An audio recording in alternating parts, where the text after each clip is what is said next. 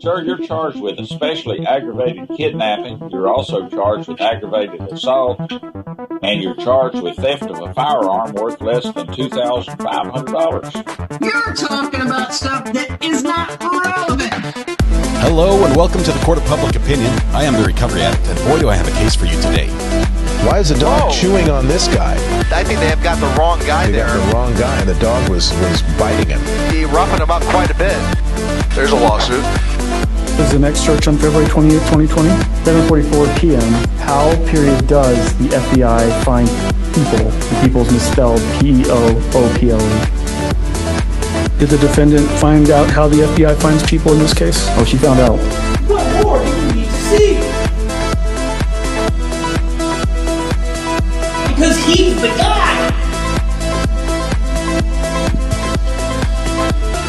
Alrighty, welcome back to the Court of Public Opinion. I am the Recovery Addict. I'm feeling very close to you guys today. I don't know how I built my studio that shortened this distance somehow, but I did it. I resized my room, I guess. Welcome back. People are getting points. People are sitting down. I still haven't figured out the points. Maybe we can work it together. Send someone with more experience for sure. The audios are all messed up. That's my fault. Welcome. Let's see. How is it that you perfectly start your live the second the lawyer ends his? Well, I just wait for Peter to end and then I start. No, I didn't know. It was coincidence this time.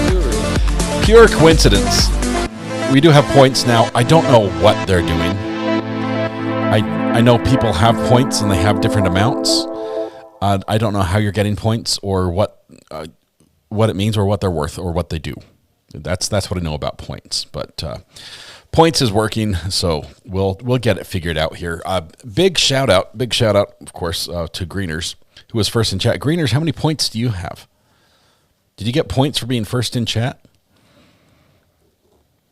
I'll never know because like 1 billion people just got points.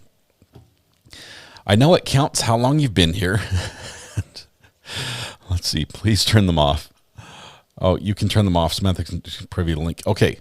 I can turn them off. I know. I'm not sure if I'm against them. I might get rid of some of the message. I tried to make it so Greeners, the first person who's in chat gets points, but it'll work. It all works. It works great. This is an app that's connected. It's not YouTube. This is Lumia Stream. Lumia Stream does that. So anyway, we are getting set for the Gregg trial, which should start in just a few minutes.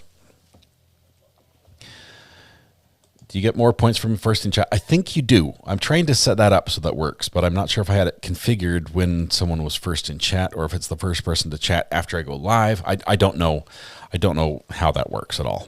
I have zero skill or knowledge about this, but we'll get it sorted. It's not a big deal right now. What trial is this? This is the Gregg trial. She is on trial for murder. I don't need no stinking points. Carly's on trial for murder. On trial, Tangled Crochets, this is my happy place. Thank you, 13 months. Does it seem just a tiny bit hot on my end? Just the littlest. Let's see, it says viewers will be able to accumulate points by chatting regularly and then redeem their points to trigger actions you create in your... Oh, points? Is this like the gamble thing Ikadmel has? I don't think we're gambling here. I'm pretty sure we're not. I'm not like 100% sure we're not, but I'm pretty sure we're not. But what if you need to have points to trigger commands? Is that what you're saying, Samantha? Like you have to buy a I'm not a cat with points, free points. Shells, welcome back. Thank you very much, Shells. 20 months as well. I see the points thing is working. Gucking up the chat. Yeah, it is. We'll figure it out. We'll get it sorted. Today's sort of like a figure it out day. Did you sleep better, baby? No, I did not. I did not sleep better at home because my roof leaks and it was raining in my bedroom, and that's not good. I'm not a fan of that. Just for the record, I don't like indoor rainstorms. So, but it's good to find out now. If they didn't, I would lose my mind. I would lose my mind as well. All right. This child, let's see, Stephanie says, this trial just blows my mind. What makes a child unalive their mom? I get all moms aren't perfect. I don't know anything but the basics of the case. Okay, we're going to find out about that together. Basically, I think the backstory is I saw a chicken fight. I saw a chicken fighting. I think I'm about to catch a whooping. Yeah. The basics, the mom sort of like took something from the daughter or took something out of her room, like confiscated something. Daughter got upset and killed the mom. Called the friend, said, "Hey, do you want to see a dead body?" And lured the dad over and tried to kill him too, but he was able to get the gun away from her. I think he was shot at, but not killed. So yeah, that's the basics of it. And she's what, 15 years old? Give me just 1 second here.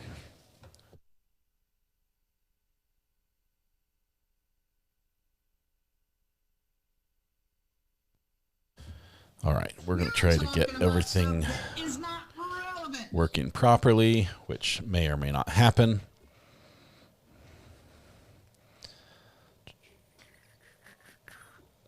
We're expecting opening statements today, but we have not got the final go-ahead that that's going to happen. So opening statements are going to lay out this case pretty well, and I do really wonder how a prosecutor is going to present this, because the fact that she's 15 is very, very hard to miss. Well, actually, it's the fact that she's 15 is surprising. You'd think she's younger from how she looks in some of the pictures. I saw a chicken fighting. Yeah. Come on. Let me get this set up. Oh, no, that's not it.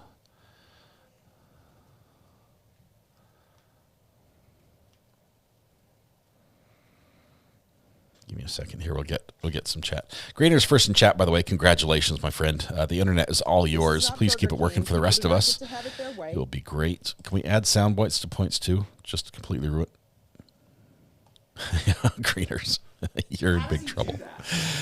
Even that idea is offensive. No, that's terrible. Can you think if every time somebody got points, it would be like cha-ching, cha-ching, cha-ching? It would be like visiting the casino. Okay, let's get this one pulled up. All right, now we're set. I think we've got our coverage on everywhere we wanted it. This one's going to be on 3, right over there.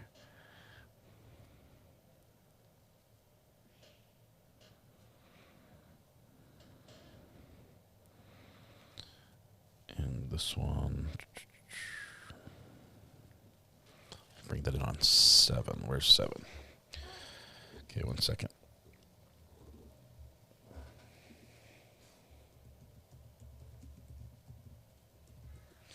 It's funny because when I was on vacation, I reconfigured things the way that I thought it would be most helpful on vacation. And now that I'm not on vacation, I am trying to get everything configured back to the way it should be, finding all the hidden settings that I forgot to change back. All right, 8's going to be down there. I think that's everything. Oh, by the way, I remembered. I looked up what the other things that we ordered were, and so we have an XLR female to male adapter, pass-through adapter, 2 of those, 2 of the reverse, the male to female adapters, and 240 feet of XLR cable. And then, of course, our ATEM SDI Extreme ISO, which is the same switcher that I have right here, but it's the ISO version, or it's the SDI version instead of the HDMI version. So a big upgrade there, because that gives us, instead of 2 outputs, gives us 4 outputs, which lets me do a little bit more fun things. I can send it multiple different directions.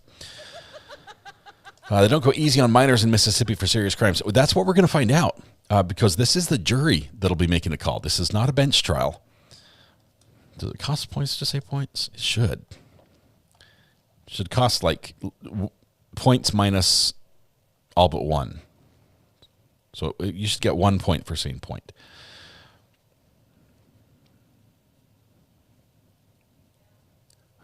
Can we do a poll about the points? First, I want to figure it out first, and then if it can be useful or something that would be fun without ruining chat, that would be great. But if it ruins chat, of course, I would rather have you guys than points all over the place. So, all right. She's very smart too. I think we're going to see that as well. We're going to see that Carly Gregg is an intelligent little girl. About to need a bigger desk. I do. I don't know where to put this. I've got a whole keyboard. I just don't know where to. I need like something like that.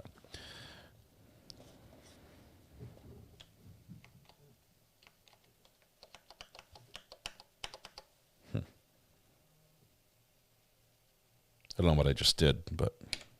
Are we going to address subject matter jurisdiction? All right. Don't know what the points are for yet. It was turned on by default when I upgraded the Lumia stream, and I haven't turned it off yet. Or how do I have 400? I can tell you. This is what I know, Valerie. When you show up and you watch, I think you get a set number of points per hour you watch. I'm probably going to end up resetting everything and starting from scratch with a little lower numbers, because I don't want some of you all to have like 70,000 points to be like, wow, now I see where I waste my life. Because no, that's all right. We like that you're here. Rolling armchair tray, that would be a great idea. Just to your left. I've got a light down here. I've got a light right down here. It actually shines on my green screen, so I need that. Did you guys see Brian Koberger's new mug shot? Mr. GQ himself with the 5 o'clock shadow. Did you guys see that? It's just thinking. It looks like a GQ picture. Yes, Carly was offered a plea deal, and she turned it down. She turned it down. Said I'd rather chance it with the jury.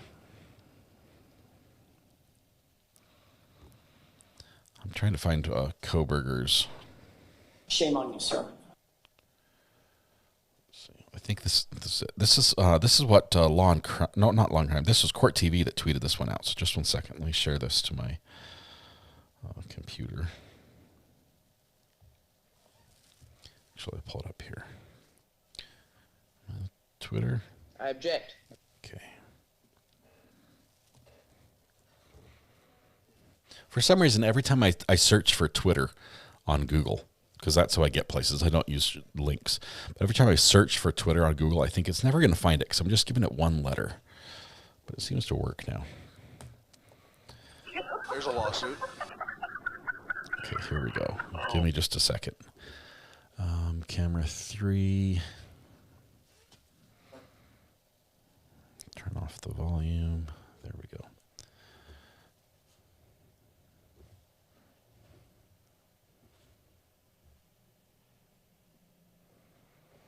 All right, here we go. Camera 3. Boom. This is the latest from Ada County. Brian Kober booked into Ada County. This is on Court TV's Twitter feed. Look at the 5 o'clock shadow. He's got the neck beard going as well, but he's always been quite clean shaven up till now. And I'm wondering if he's like, hey, new courthouse, new look. I don't know. But that's him. His eyes scare me. Yeah. I won't make you look at that too long. Anyway, we're excited that it's going to Ada County. I think that's going to be a big win for media, especially, which we're part of, all of us. So I think that'll be a good thing. Back, taking it easy. New pick. Who dis? Yeah. I think probably the transfer. Because anything that happens in the jail, it takes forever to be to get to. Sarah Boone gets woken up at 3 a.m. so she has a court appearance that day. He probably had a very long day being transferred, and so that's that 5 o'clock shadow is what he probably didn't expect to get photographed when he got there, is what I'm thinking. How old is Carly? Carly is 15, and she was 14 when she committed the crime, allegedly. Why did they have to change judges? They didn't. The judge had the option to commute, but he did select no on that box.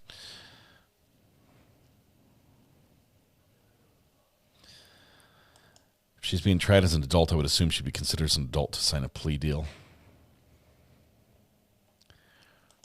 I don't know. Chris Wallace, thank you very much for gifting a membership. Appreciate that. Let's see. We also had a few others that I need to catch up to. Miss Texas Tam. I know this came in earlier, but welcome.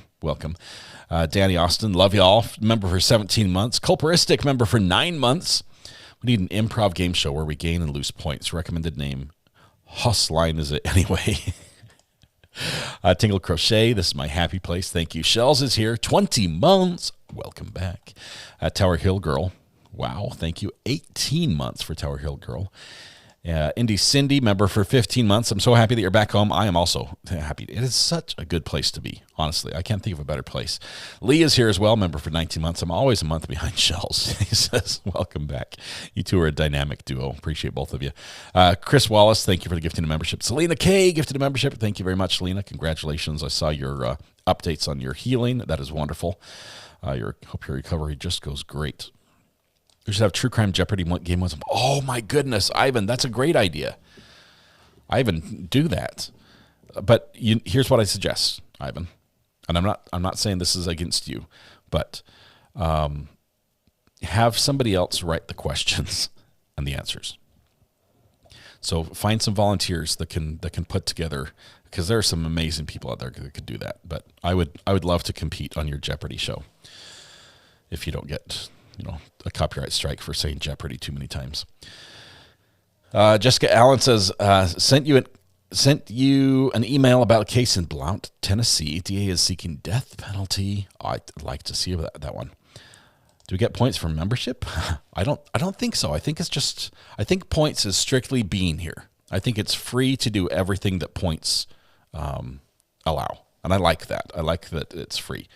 I don't want you to have to pay to play. Does that make sense? I want people who all they can offer is just to be here and exchange witty comments, to be fully able and vested to be able to do anything we do on the channel. What hearing we're doing today? We should be hearing opening statements. We're just waiting for court to begin. It should be starting here shortly. Addictory instead of Jeopardy. So glad you're live again. I'm also glad to be live back at home. And once I figure out this, I've teased what this thing can do. I need to figure out how to do it. It says smart insert. I push the button and nothing happens, so I must not be doing it right. All cams, multi-screen. Ooh, that changes over there. Input view. Video input hardware not found. Have them send someone with more experience. Multi-view, that works.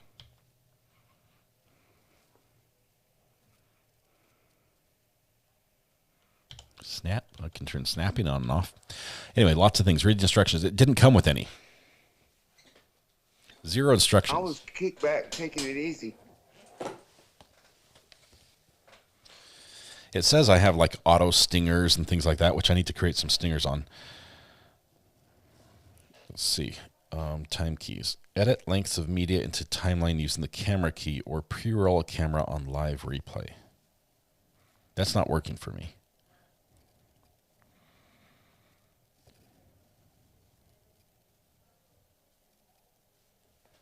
Multi-viewer camera. All right, we'll figure it out. All right.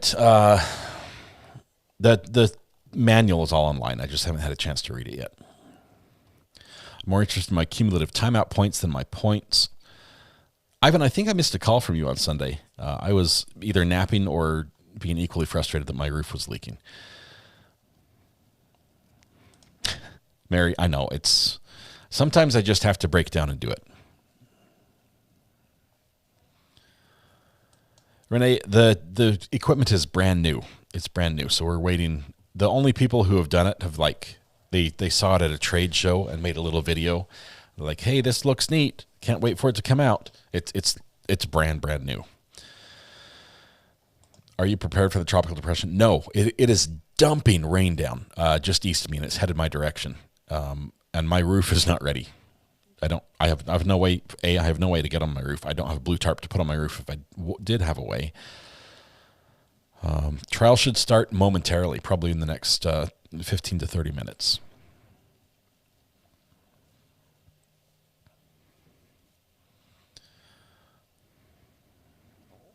A lot of different outlets are showing the trial.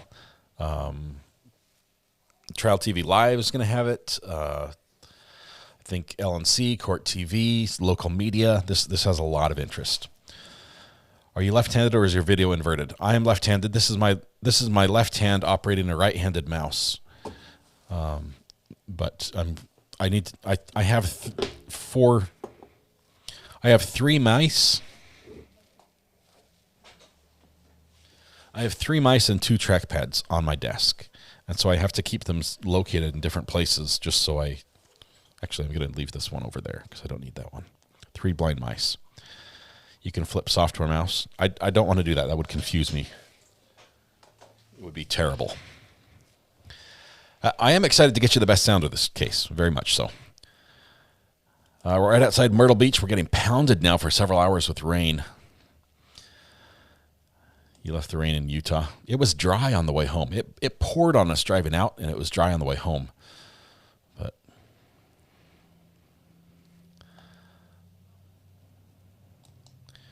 Ivy Berlin says, I'm applying for jobs. We'll put you and everyone in chat as my reference. If you don't mind, please speak kindly about me. There you go. There you go. Make sure you include your internet ownership certificate on the resume. Let's see. MLC. How old is the child? I haven't heard anything about the case. 15 now. She was 14 then.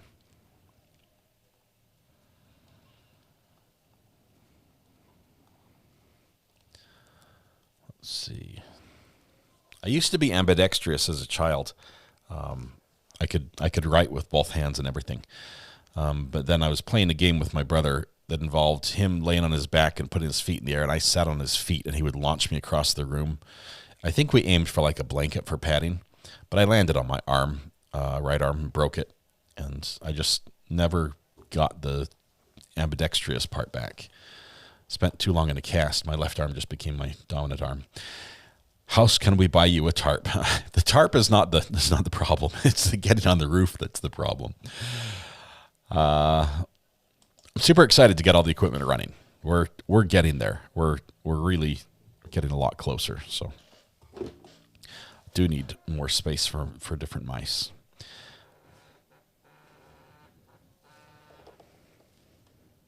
think we got a call coming in. Call from Mr. Wisconsin. Ivan, my friend, how are you doing? Hey, how's everybody doing? Doing well. Back at the homestead? Back at home, yes. I had everything cleared out by the time you got back. I hope the cleanup was all right. Didn't leave any trash laying around. There was a little... Well, I'll have to talk to you about that. The humidity problem in the house was the issue. So, so how long have you had a leaky roof? Well, at least a day. I don't know. Was it leaking on you when you were throwing the party? It would have been the upstairs back bedroom. Hey, maybe a firework or two, all right? Maybe a bottle rocket caused the damage. It's all fun and games till you light one off in the living room. Yeah. But, well, I'm glad you made it home. Well, you needed something to do anyway. You know, you're home. I did not. I have another bathroom to remodel. You were getting bored, you know. You gotta. This is not. You gotta true. make this a. This is not true. You know, you're lawnmower repairman, bathroom remodeler. Now you're going to be a roofer. So just. The one thing I don't want to do is to fall off the roof, and it's steep enough and it's in bad enough shape that the possibilities vary. And my skill when it comes to roofing is on par with falling off the roof. So. Oh, look at Phil's going to sell you a new roof for 9,000 points. Look at that. 9,000 points. Hang on, Phil. Let me make a change on the software real quick. So, can you give a quick rundown? I don't know much about the accused, or who did she whack? Like, who did she kill? Her mom. Her mom. Oh my God. Yeah. Shot her 3 Oh. times. Her mom was a school teacher at the local school. I think the school that she was going to. Very well liked teacher as well.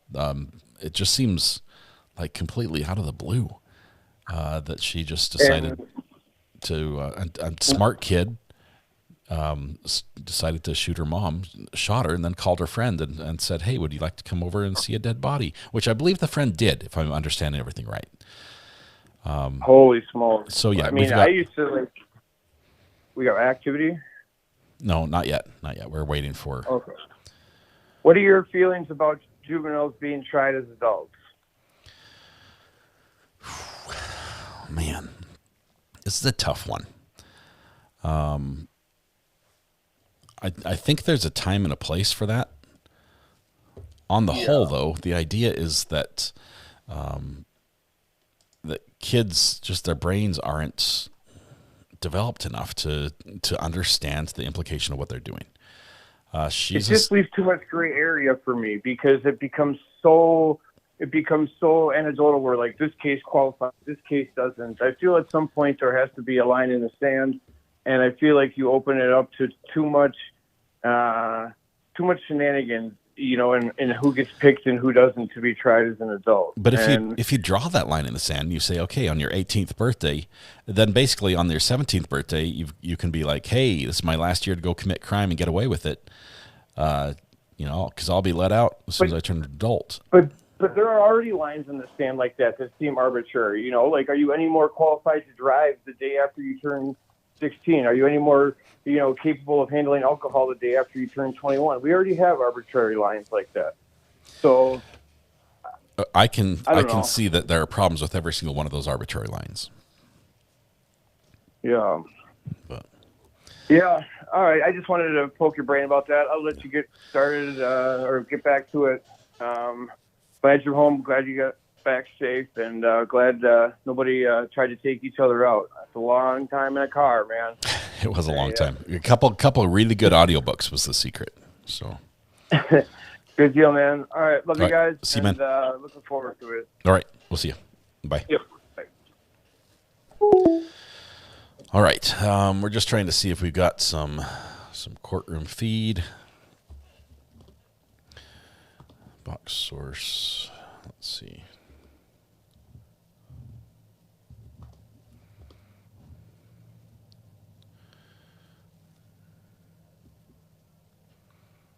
Okay, we're just playing with stuff here, seeing if things are working. It looks like they sort of are, but we'll get there.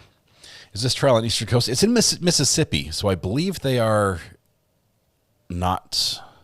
I believe they're not on Eastern time. I thought they were Central, aren't they?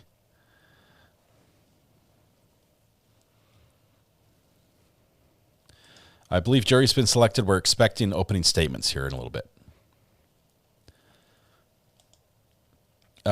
Sal, right now I'm not sure. I'm not sure what they're for. They're turned on, and we're sort of working through what they are. Ivan gets charged 1,000 points for each call. That would be a feature and a half. How old is she? She's 15 years old. Well, let me see if I can bring you. Let's see. Got another call coming in. Hang on. Call from Bree. Bree, how are you doing? Good, how are you? I'm doing absolutely fantastic. Glad I got to see your adventures of your trip via streams. Yes, it was good. I'm glad you guys had a great time, and congratulations to your son and his new bride. Yes, they're a wonderful couple. Glad one down, 5 to go is what I've been telling people. So. I was just going to tell you, in the burner phone from the area code 316, I sent you a YouTube link that will talk about points that you can watch. It kind of gives you just a quick rundown. Okay. And how to set them up and whatever you want to do with them. So when you get some free time, like you have that. You can watch that, and it will just kind of give you a quick rundown. I sent it to the burner phone. Okay, here's a good link. I'm seeing it right here. Points how you can do it, what you can do with it. And these are points in what? YouTube and Twitch, because Twitch, I guess, or YouTube got this from Twitch. So you can do the same thing. So it's a guy showing you how to do it in YouTube. Okay, so I've turned them on in Lumia Stream. These are Lumia Stream points. Yeah. So I'll try to play with them a little bit. But we've got audio from court, so. Okay. Goodbye. Talk to you all later. We'll see you. Bye. Bye, chat. Okay, so I'm curious what we need to count this time in trial.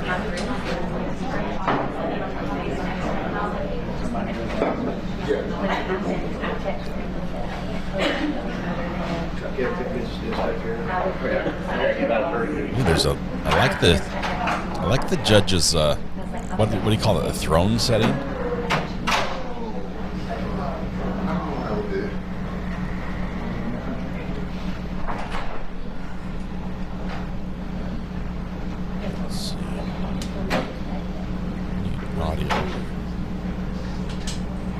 Don't like this audio. Hang on 1 second.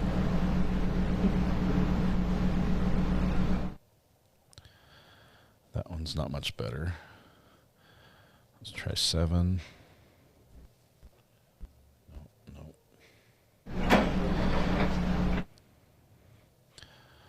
3 has no audio. 7 has no audio. Why? We'll get it sorted here.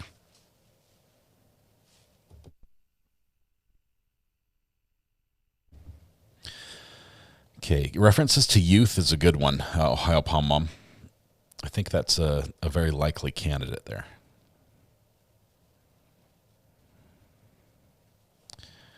Camera 3.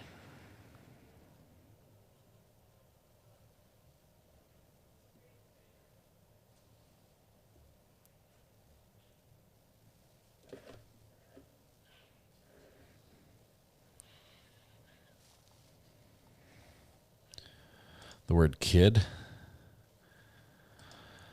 I missed your 20-month post. I haven't got to them yet. Here, I'll put it up. Buttercup says to try them as adults. She doesn't want to play with kids that misbehave. We love being here. Thank you very much, Rebecca. Nurse for God says, woohoo, glad to see you got home safe. I'm also glad to be home safe. I'm just glad not to be driving, really. I mean, I loved driving and all, but I'm glad to be done. This is an adult court. Yes, adult court. I think her lawyers are the lawyers that she would have had if it was juvenile as well. So I'm not sure how experienced they are in an adult criminal court. That might be a major factor in this. Thal, welcome. Welcome. Hope we get to hear a variety of Southern accents.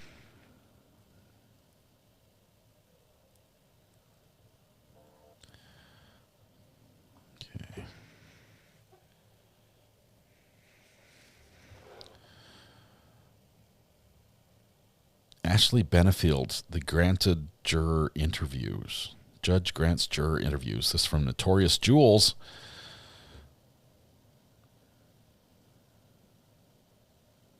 Wow.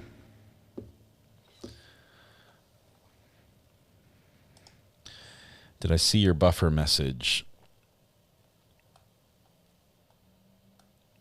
I think that was... Guess who's calling? Call from Thal.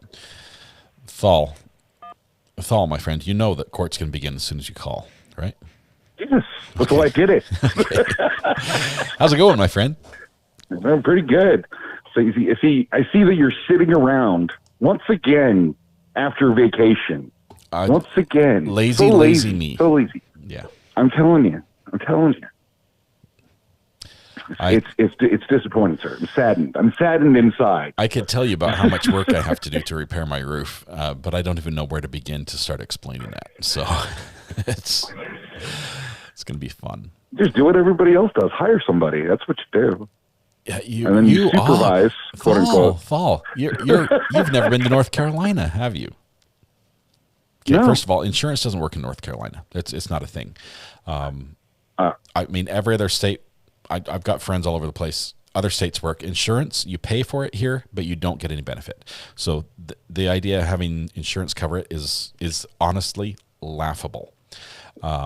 So I'm on my own, and I'm in a hurricane area near the coast, which means everybody who has a lot of money, the multi-million-dollar houses on the coast, every time a hurricane comes through, there is years worth of work backed up for all the roofers, and they pay top dollar for it because they've got nice houses and they want to be out there and have their vacation house looking good. The rest of us who can't afford to pay the rush fees, we don't even get people to come out to bid on it. They don't even show up. They won't. You can't even get somebody to come out and just tell you how much they're going to charge. You schedule somebody, they don't show up. It's a weird thing here in North Carolina. I don't know. Well, here's a quick solution for you. You have kids. Kids love Minecraft. They desire the mines. Obviously, kids want to perform free labor. Mm-hmm. It's in their genetic code. It's good for them. Yes. I mean, no, this builds character. I have one kid who would love to get up on the roof. Unfortunately, he's 9, so we can't do that. But give him a helmet. Nobody will know the difference. It'll be fine. It's all this pro-child labor that you heard it here first. Okay, we'll figure it out. It's just no. Right now, no. Hold on, Fall. Let me be clear. Fall is pro-child mining. Okay, not pro-child labor. Labor is way too broad a thing. I want to just make sure. Put them to work in the mines. That's it. No, it's just too fresh on the mind for me to focus on it without saying lots of bad words. So we'll get it figured out. But it's probably honestly, brother. We need to do about a $30,000 repair on the roof, and that would be great if I had say like $29,999 more dollars, which I don't. But we're gonna find a way to fix it first, and then down the road, Judge is here. You could always okay. You got to go. Okay. Love y'all. Bye. Okay, bye. Thanks, Saul. Oh, good stuff. All right. I need to get the plug in so I don't have my iPad plugged in. I need to do that. So let me get the plug going. Here's a counter idea. Her male attorney likes to say okay a lot. Welcome home, Joy to Travels. Okay. A okay counter? What would we call that? What's a funny name for that? My pal Sal Vintage, welcome to the gallery. Thank you very much. It's called an internship. Their paid experience. I'm 1/30,000th of the way there already. I'll get there. I'll get there. Saul and Ivan, they're special people. I love them both. Just call it MK counter. Okay, I need to go get the plug-in so we can get the counter working. Hold, please. Ladies and gentlemen, you have been seated and properly sworn as the jury to hear this case. The court will now give you what I call a preliminary instruction, and I ask that you pay close attention. As the trial proceeds, I may ask you if you have followed these admonitions. You are not to discuss among yourselves any subject connected with the trial until the case has been submitted to you for deliberation. You are not to converse with anyone else on any subject connected with the trial until you are discharged as jurors in this case. You are not to permit yourselves to be exposed to outside comments or news accounts of the proceedings until you are discharged as jurors in this case. You are not to conduct any independent research about this case, the legal issues, and or the parties involved. You are not to view the place where the offense was allegedly committed. You are not to form or express any opinion on this case until it has been submitted to you for deliberation. You are not permitted to mix and mingle with the attorneys, parties, witnesses, and spectators, and you are to avoid all contacts with those persons. You are required to report to the court any communication or attempt to communicate with you on the case or any subject connected with the trial. You may not take notes during the course of the trial. There are several reasons for this. It's difficult to take notes and at the same time pay attention to what a witness is saying. Further, in a group the size of yours, certain persons would take better notes than others will, and there's a risk that jurors who do not take good notes will depend on jurors who do. Strange rules. The jury system depends upon all jurors paying close attention and arriving at a decision. The court believes that the jury system works better when jurors do not take notes. You will notice that we do have an official court reporter making a record of the trial. However, we will not have typewritten transcripts of this record available for your use in reaching a decision in this case. During the trial, the court may be called upon to make rulings on objections or motions made by the attorneys. You should not infer from any ruling the court makes that the court has an opinion on the merits of the case favoring one side or the other. If the court sustains an objection to a question and not allows it to be answered, you should disregard any response by the witness prior to the court's ruling, and you should not speculate on what the complete answer might have been or draw any inference from the question itself. It may be necessary for me to confer with the attorneys outside of your presence. It is impossible to predict when those circumstances might arise, but I will resolve the issues before me as quickly as possible. After this instruction, the attorneys will have an opportunity to make opening statements in which they will be able to explain the facts and issues as they see them. After all of the evidence has been presented, they will have the opportunity to address you again and make their closing or final arguments. These statements and arguments are not evidence or instructions on the law. Nevertheless, they are intended to help you understand the evidence and the applicable law, and you should give them close attention. Opening by the state. Wow. Bunch of thou shalt nots.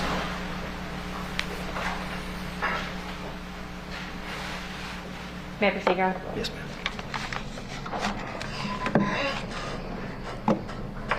This is a case about Carly Madison Gregg. Carly Gregg has been charged with murdering her mother, Ashley Smiley, and attempting to murder her stepfather, Heath Smiley. She's also been charged with tampering with physical evidence for removing a camera and hiding it that captured a portion of the events. Ooh. Ladies and gentlemen, you'll hear testimony throughout the next few days during this case. You'll hear about some secret life that Carly lived. You'll hear that Carly had a secret boyfriend. You'll hear that Carly had a secret iPod, that she had secret social media accounts that she was using to communicate with people on this iPod when her parents had taken her phone away. You'll hear that she had secret weed vape pens, and that she before going to school at times. Ladies and gentlemen, that's not why we're here, though. We're here because of what she did on March the 19th, 2024. So that you'll hear that Carly is the daughter of Ashley Smiley, the stepdaughter of Heath Smiley, that Heath and Ashley were married sometime in 2020. You'll hear that Carly's not been in her life for about a year or more, that he was a known drug user, had violent and angry tendencies. You'll hear that back in January, Carly got in trouble with her parents when they found this iPod, that they got onto her for using these secret accounts and for communicating with people. You'll hear that around the same time that she had this boyfriend they found out about, and that they asked her to break up with him, and that later they found out she was still seeing this boy.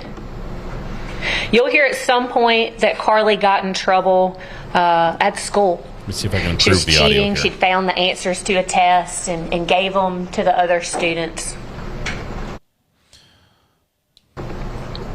You'll hear that all of this was happening about the same time that they found out Carly was cutting on her legs.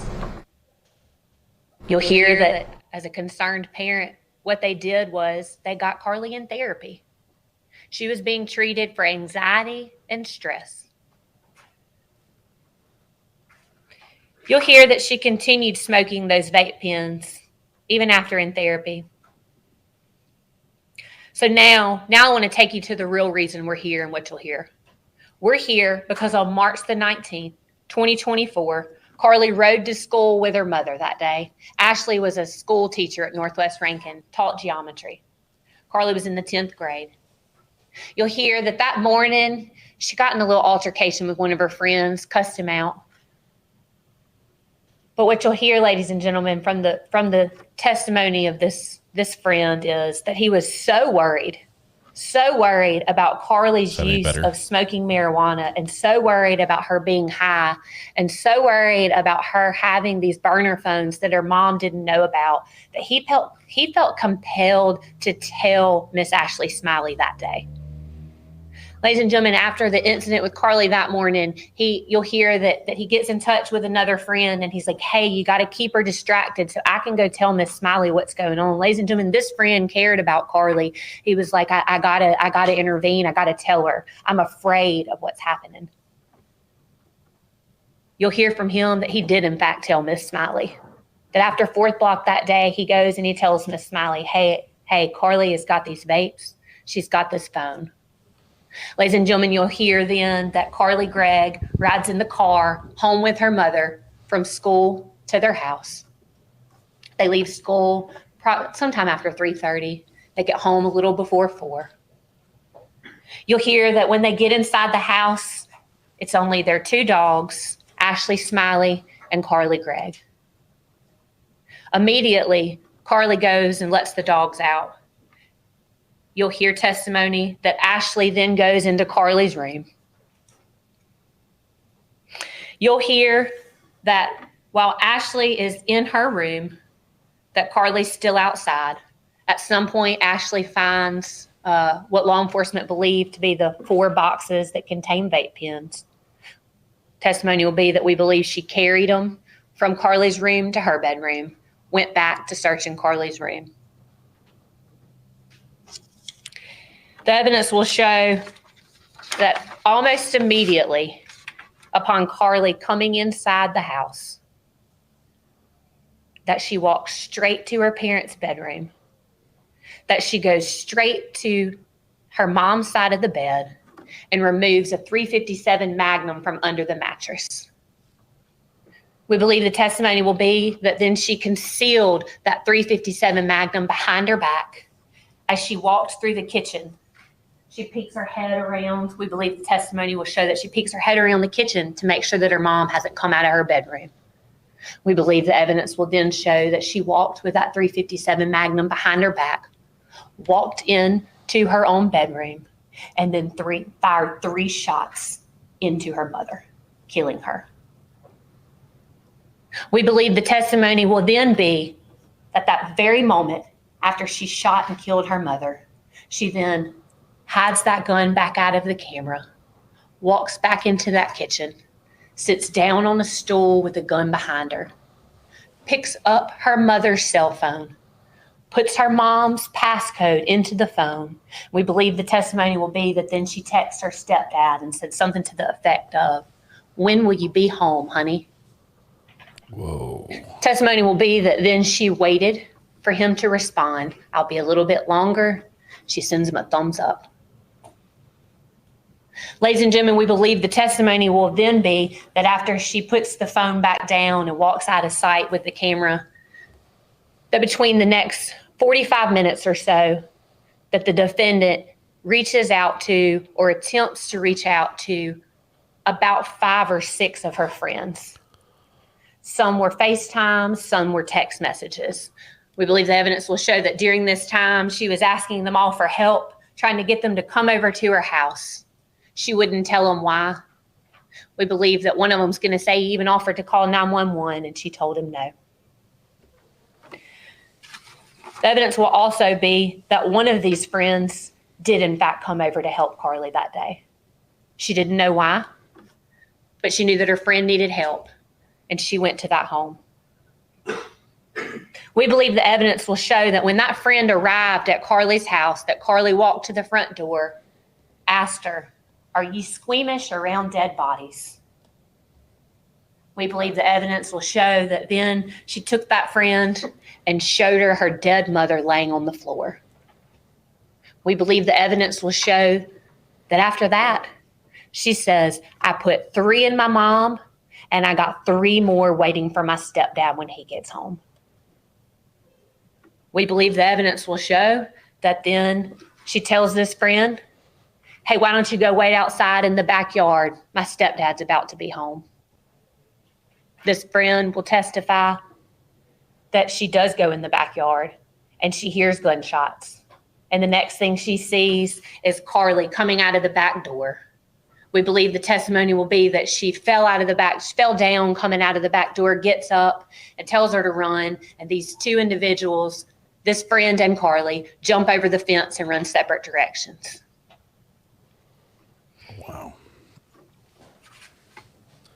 You'll hear testimony that there was a 911 call. You'll hear a frantic Heath Smiley telling the dispatcher, "Oh my God, she's killed her mother. She hit me in the neck, it grazed me, she tried to kill me too, she's run off."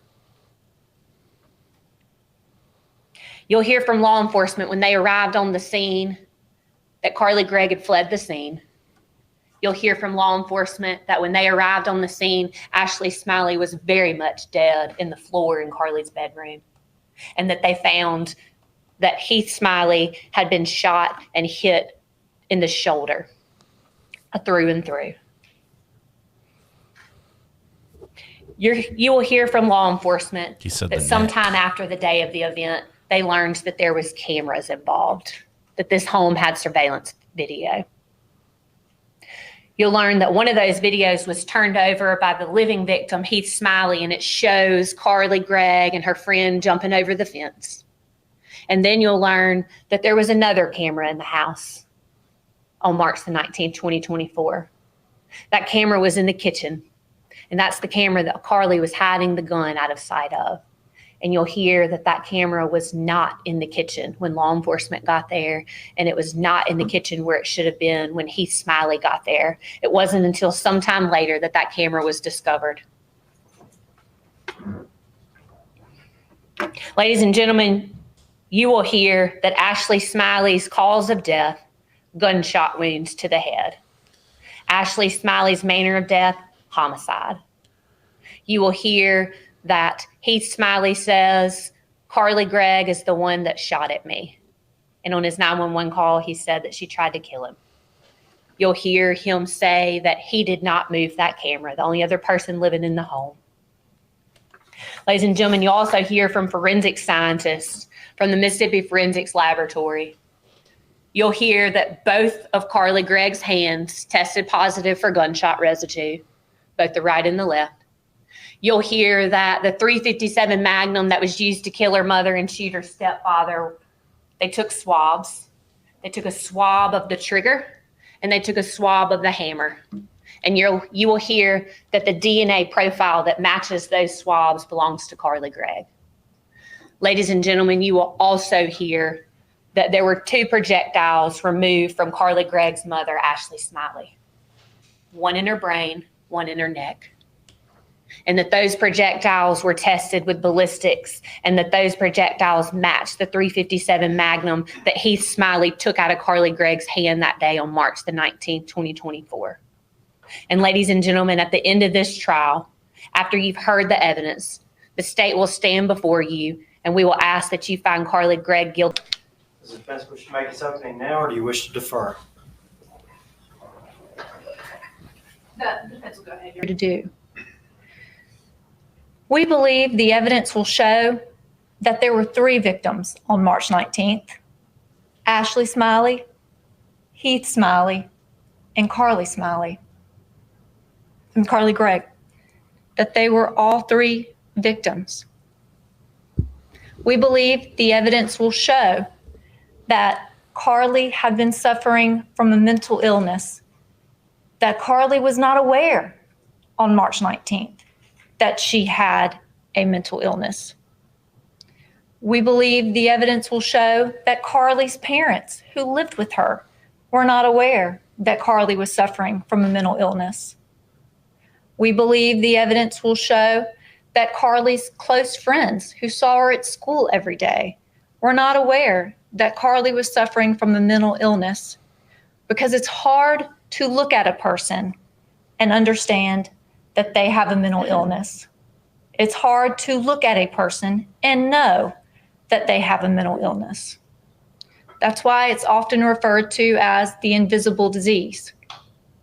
A person can exhibit symptoms of a mental illness without people necessarily knowing that they have one, or other people necessarily knowing that's what another person has. While the events on March 19th were tragic, the events on March 19th were not intentional.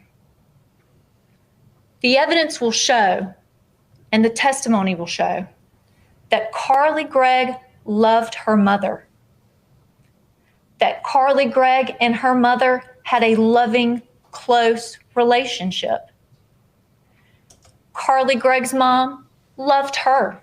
In fact, her life revolved around Carly, as parents' lives often do revolve around their children.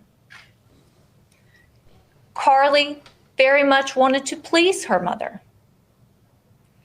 Carly was an exceptional student, made a 30 on the ACT when she was 13 years old. That's crazy. She was the apple of her mother and her stepfather's eye. And you will understand by the conclusion of this hearing why Carly's stepfather is still supporting her and standing behind her. Because he knows on March 19th, there were 3 victims: Ashley, Heath, and Carly. The guy who got shot in the shoulder or the neck is supporting The her state still? will ask you to take your good judgment, to take your common sense, and to put it in a bucket, to put the lid on the bucket, and to toss the bucket out of this courtroom.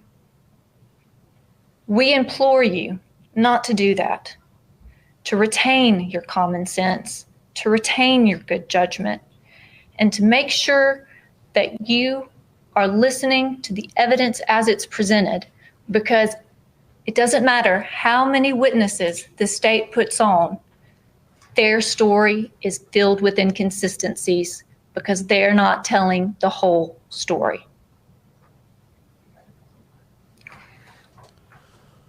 The evidence will not show that Carly was ever deemed dangerous by anyone. The evidence will not show that Carly ever had any desire to hurt her mother. The evidence will not show that Carly ever had any desire to hurt any person. The evidence will not show that Carly invited people over to her house to view her mom's body. What it will show is that on March 19th, a hysterical Carly called her closest friends, begging them for help, begging them to help her.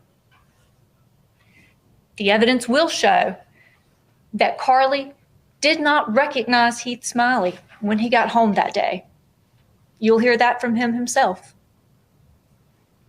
The evidence will show that Carly was so terrified when Heath Smiley got home on March 19th that even after Carly left the house, Heath walked around the house with the handgun in his hand looking for an intruder because he was convinced by Carly, by how she appeared, by how she acted, by what she did that day, by the child he had known for years that he was seeing on that day, that she was terrified, something horrible would happen, and that there must have been someone else in that house to cause that kind of terror in Carly. What the evidence will not show is that Carly had a drug problem.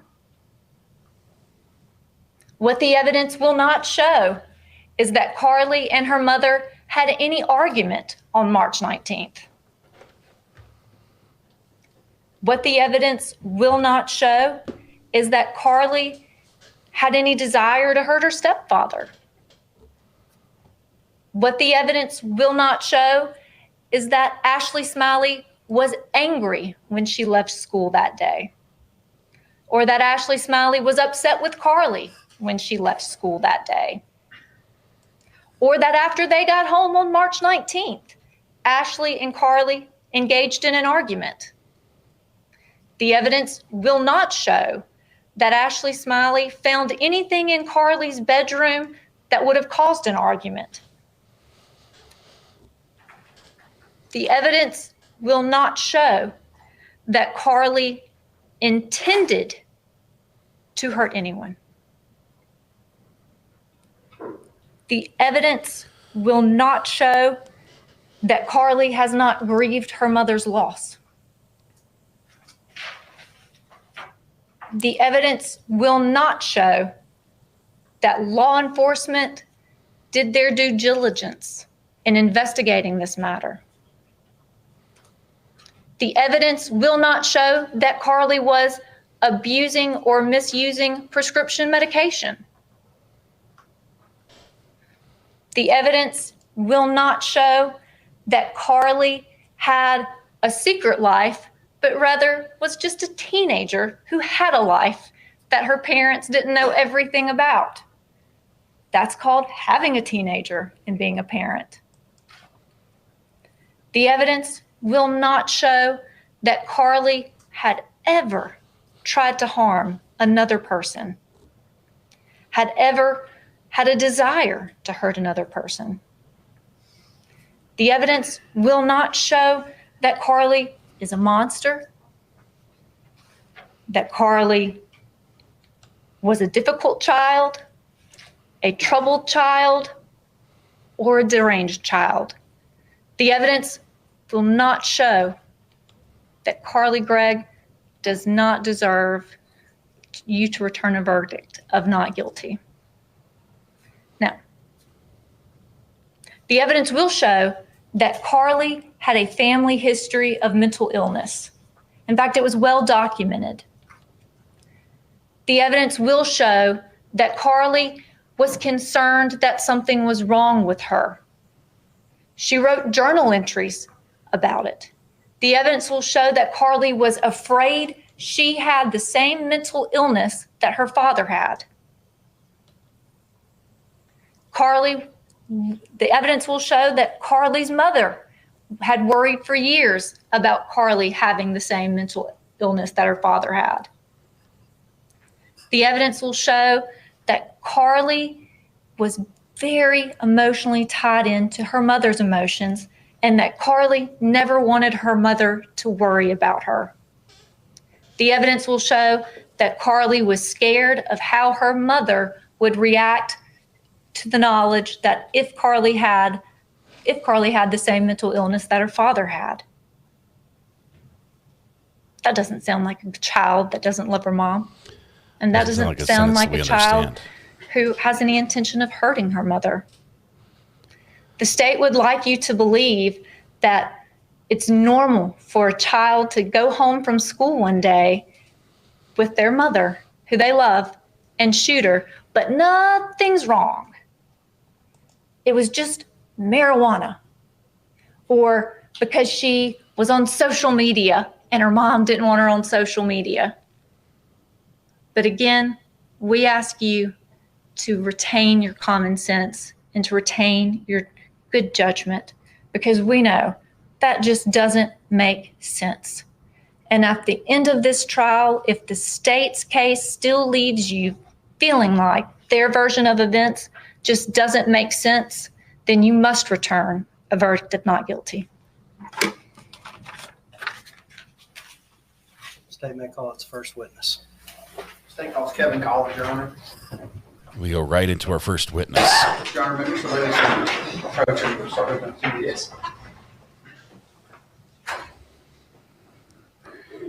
Few tears from Carly during the defense's presentation. Nothing during the state's.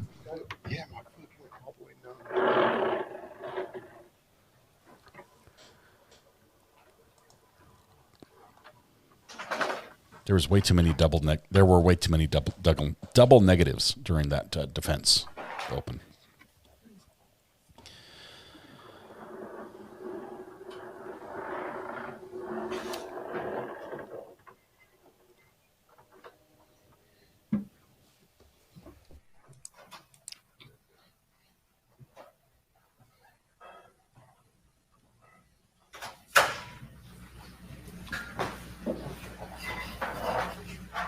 Do you swear or affirm to tell the truth, the whole truth, and nothing but the truth? So help you God.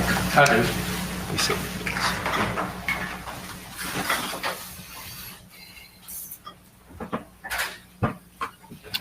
Adjust yourself up to the microphone.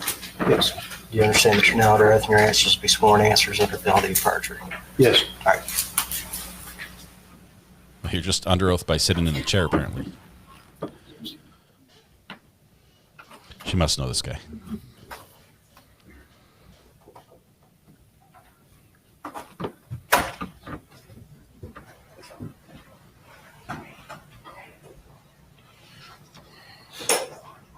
TV up.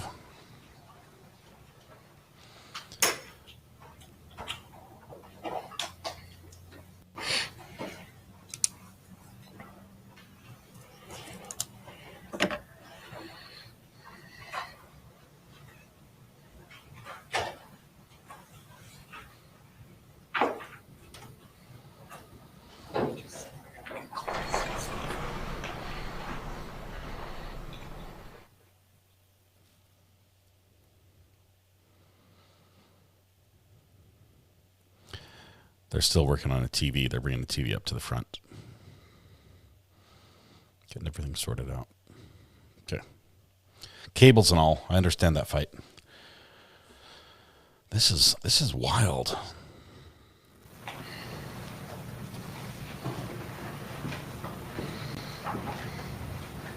The evidence will not show that he's wearing a bright green shirt.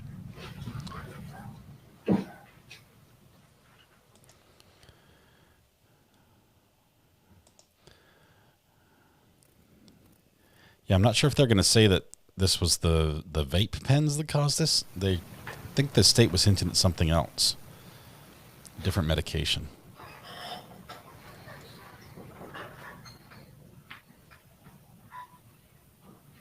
May I proceed, Your Honor? Yes, sir. All right. Good afternoon, sir. Would you please introduce yourself to the jury? My name's Kevin Collins.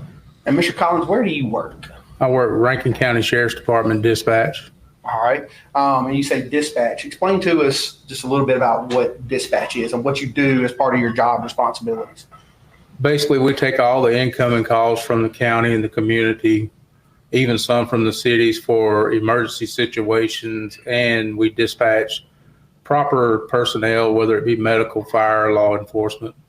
And how long have you worked for Rankin County Sheriff's Office in that role? I started in the Sheriff's Department February 7th, 2022. Okay. And before February of 2022, did you have any experience working in that role in any other for any other departments or agencies? Yes, I did. Okay. Can you tell the ladies and gentlemen about that? I started with Hinds County Sheriff's Department in June of 2007.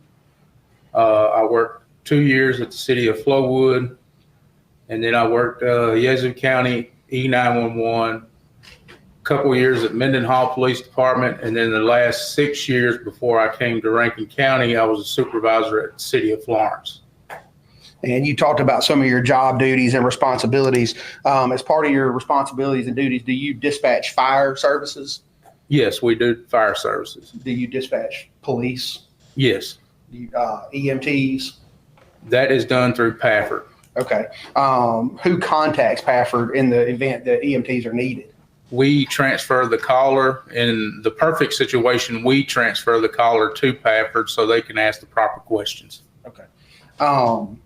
And I understand that over the years, maybe some of the training requirements have changed, but whenever you became a dispatcher, what were the training requirements in order to become a dispatcher?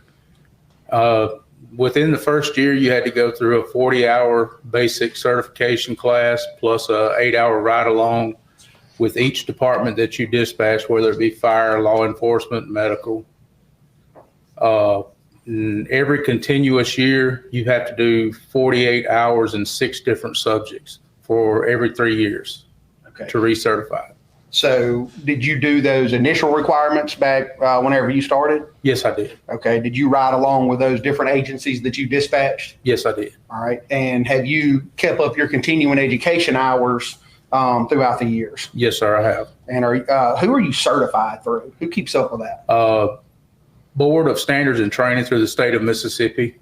Okay.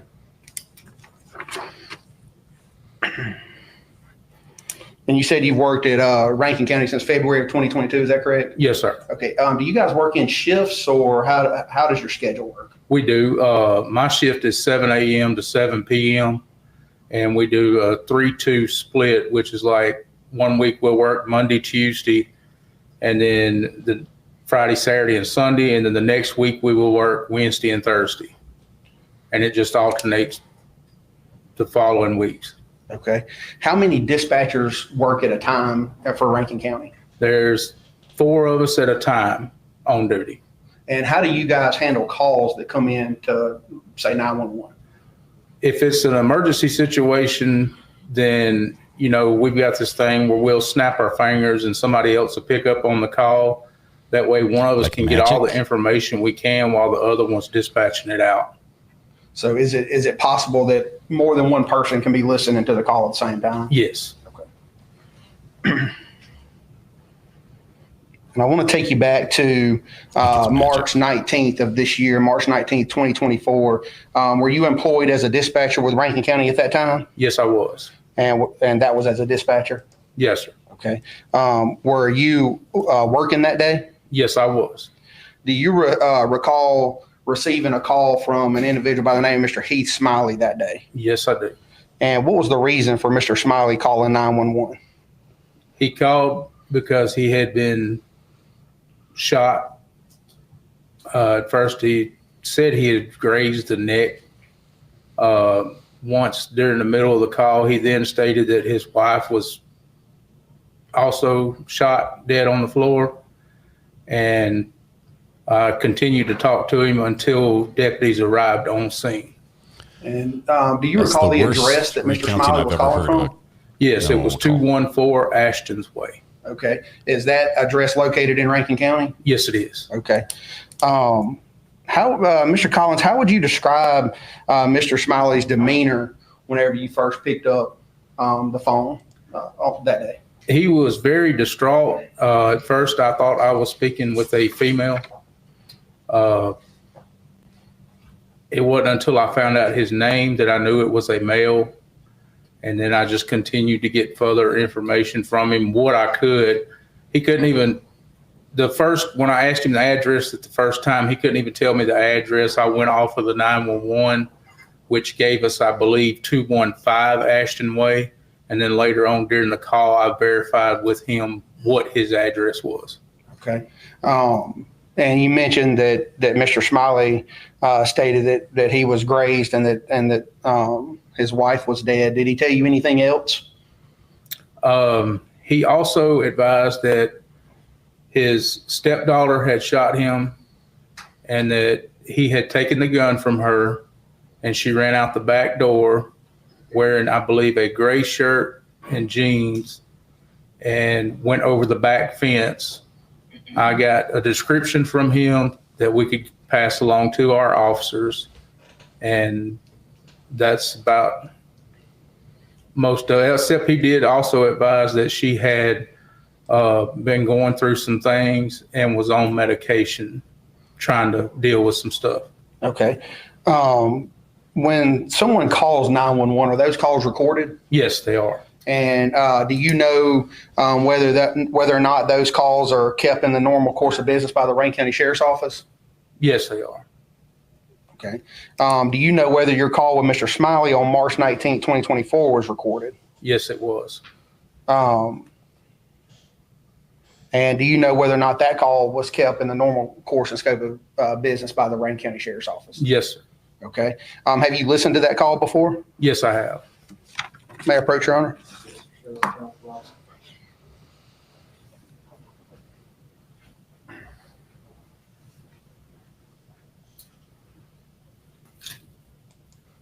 This is my exercise plan, is reaching for that button today. The lawyer keeps saying, okay. We're trying to count that. I just Mr. Collins, I handed you an item. Do you recognize that? Yes, sir. It's the disc of the recording. And how do you know that's what that is? Because I initialed and dated it.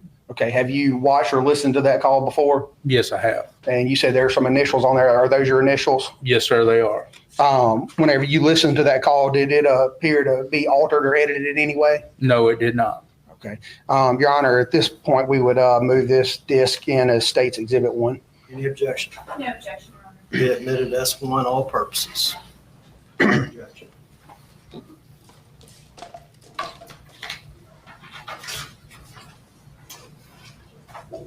May I retrieve the disc?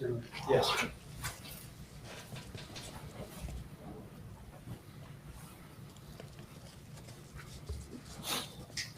And Mr. Collins, you mentioned that you listened to this. Is this a complete call recording of the call with Mr. Smiley that day? Yes, it is, from beginning to end. Okay. Your Honor, may I publish this for the jury, please? Yes, sir.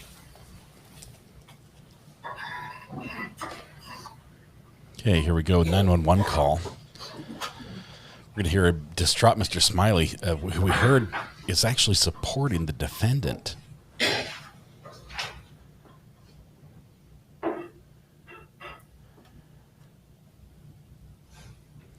going to hear a high voice, distraught Mr. Smiley. He was tricked, he was tricked into showing up there. What's the location of your emergency?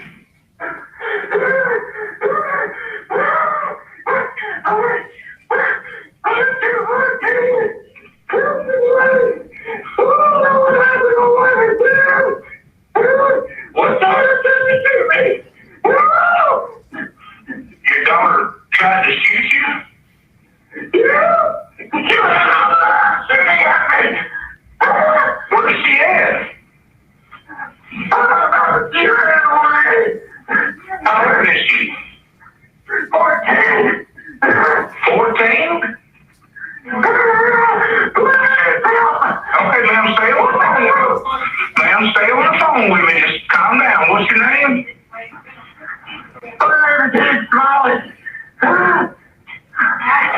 Okay, calm down for me. Give me your name again. Heath Smiley. Heath Smiley? Yes, sir. All right, mister, what's your phone number you calling me from?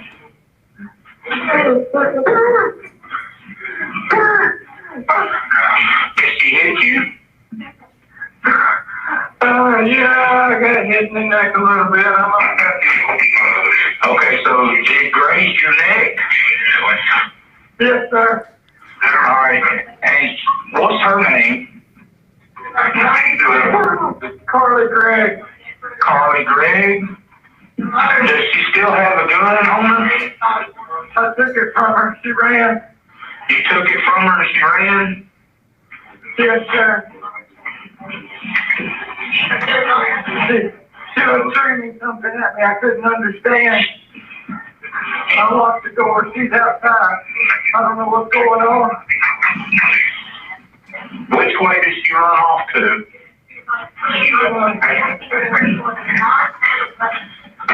She ran into the backyard and went over a fence. Ran into the backyard and went over your fence? Yeah. What is she wearing? T-shirt, gray shirt and some jeans. Gray shirt and jeans? About how tall is she? 5'2". About 5'2"? What color hair? Brownish, brownish and short hair. 5'2" with back door, she opened fire on me. And was just screaming.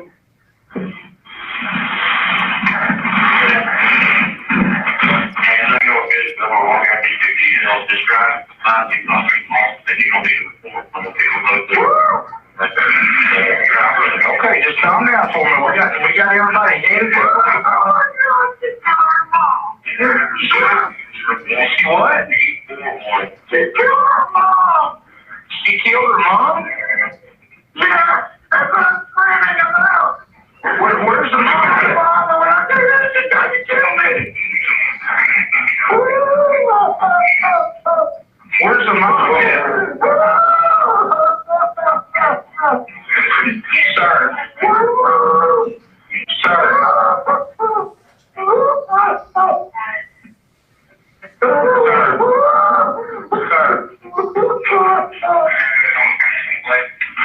Sir. Sir.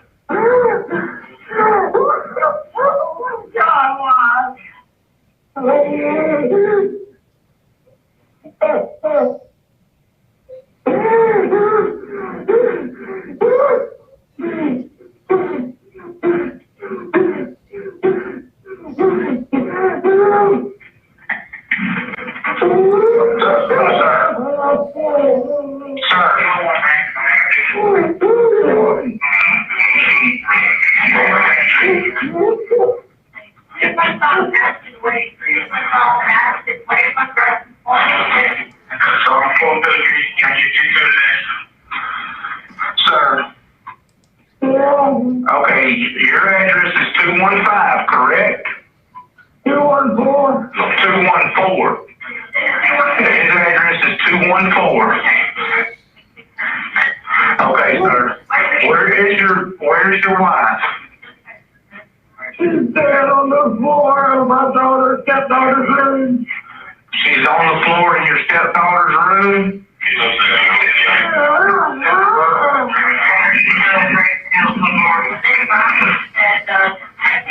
What's your wife's name? Ashley Smiley. Ashley Smiley?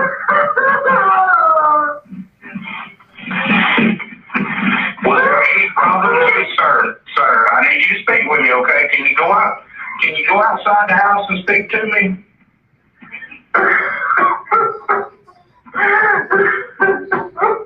Okay.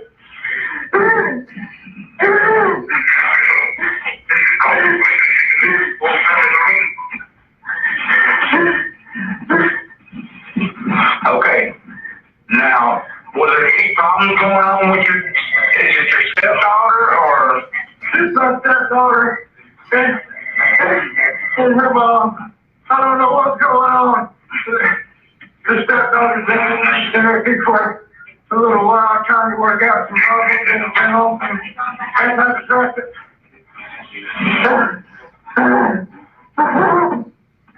Okay, and you say your wife has been shot?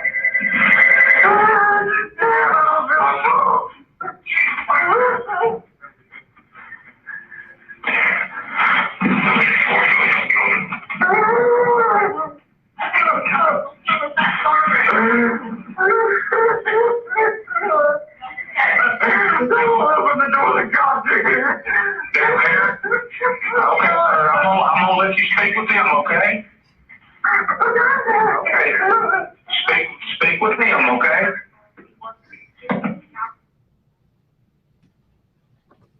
No further questions, Your Honor.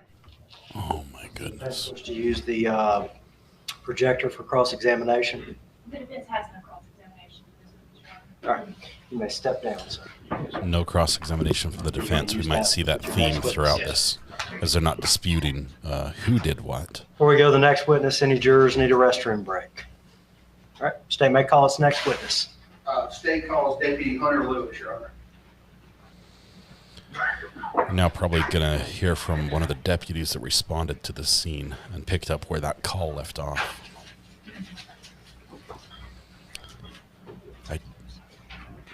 Wow.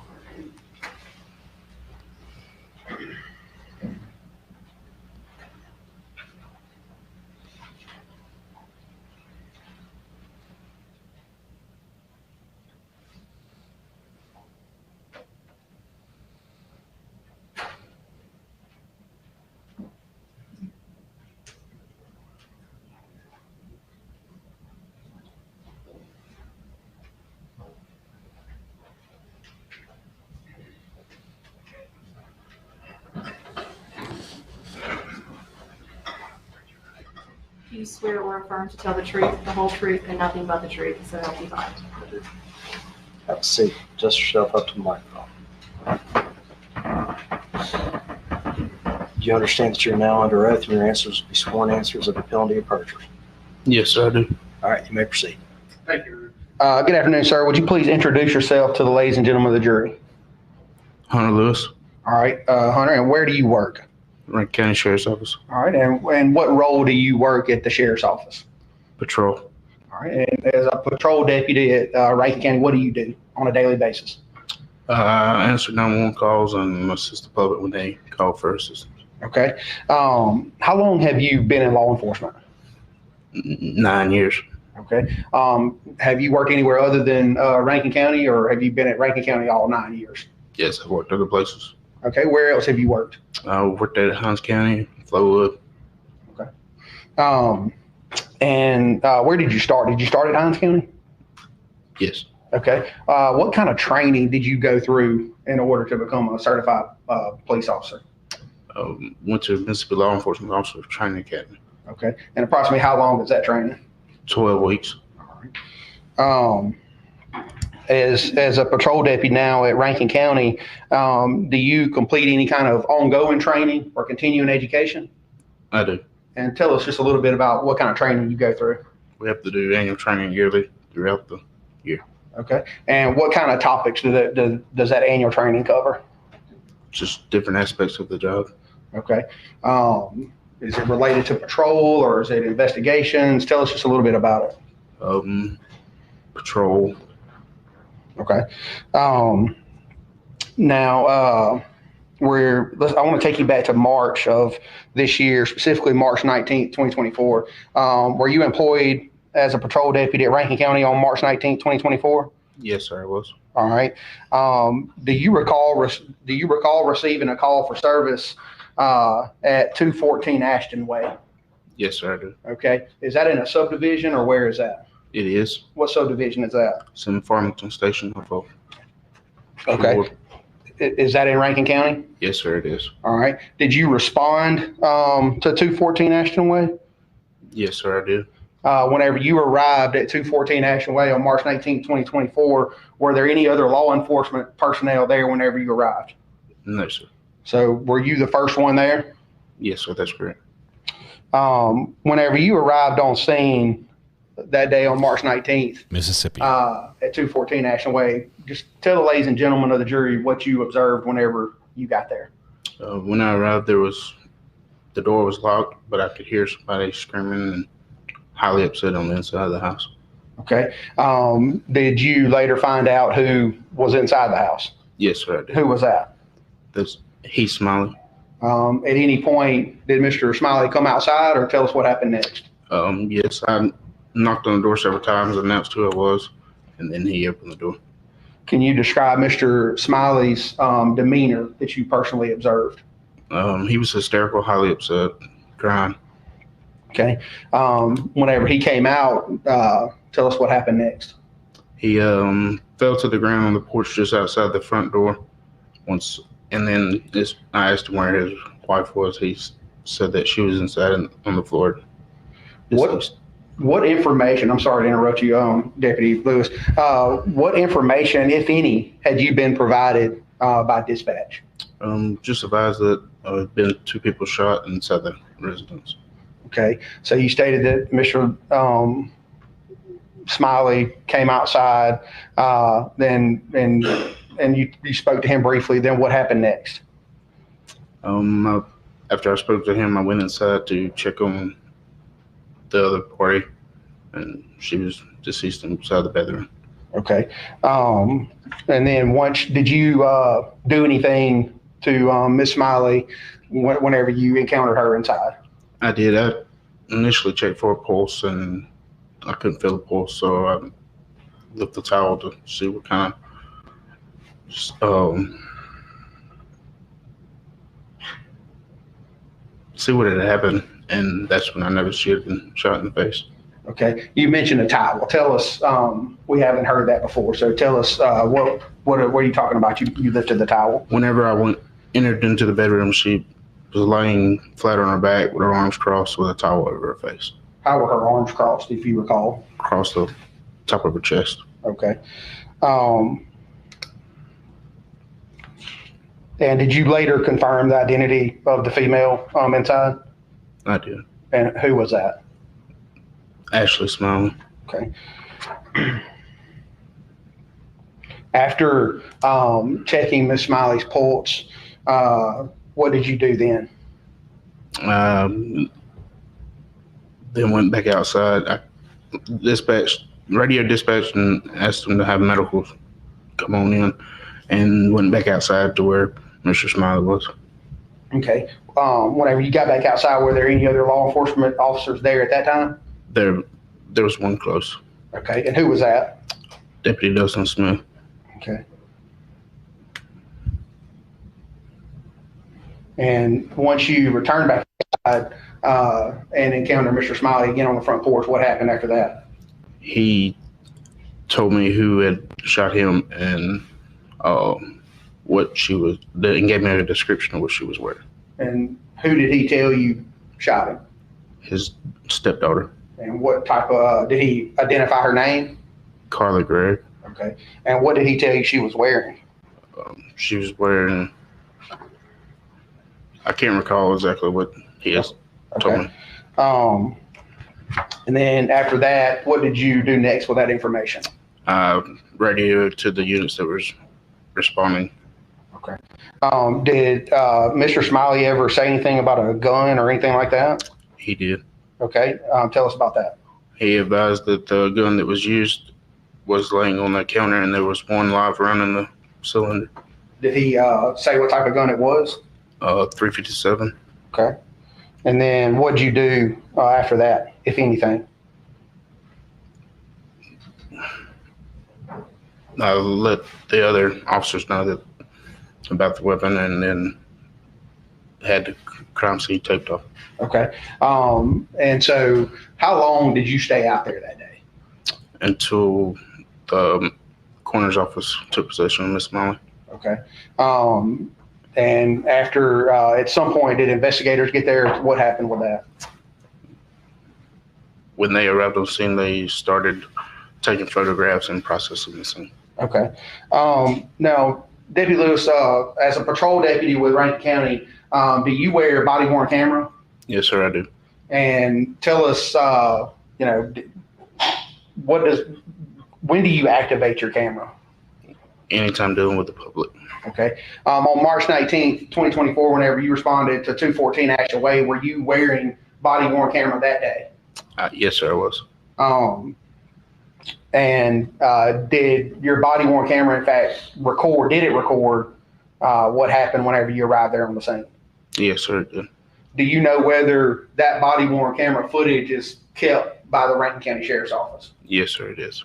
Since March 19th, 2024, have you reviewed that footage? Yes, sir, I have. Okay.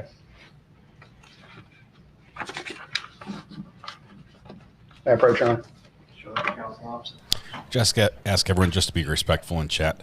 When we have a lot of people in chat, it helps if we stay focused on the testimony instead of having side conversations, because it gets confusing. So, thank you all. Appreciate it. Deputy Lewis, I handed you an object. Do you recognize that? Yes, sir, I do. And what is that? It's a copy of my body cam footage. How do you know that's what that is? Because I initialed it after I watched it. Okay. So you watched that and initialed it? Yes, sir, I did. All right. That the footage that you watched on there, is that a true and accurate depiction of what your body cam recorded on March 19th, 2024 at 214 Ashton Way? Yes, sir, it is. Had that video been edited or altered in any way? No, sir. All right. Your Honor, at this time we would move this in as State's Exhibit 2. Any objection? No objection, Your Honor. Be admitted without objection, S2. Now, I sort of intentionally did not watch any of the hearings leading up to this trial. Is this the first time we've seen the defendant show emotion? Your Honor, I would ask for permission to post this to the jury. All right.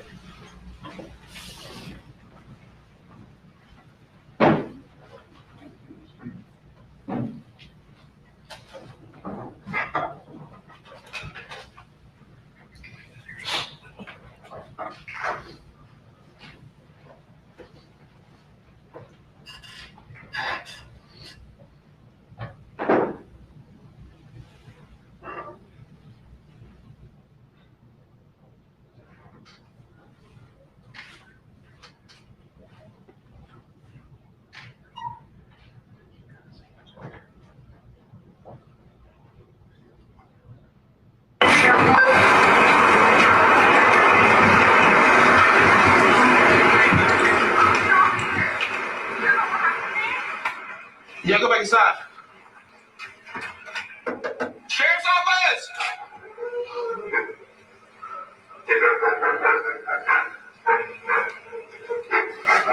What's... Hey, come outside for me. Hey, come on. Hey, where's your wife at, bud? Where's your wife at? She's dead on the floor in that room.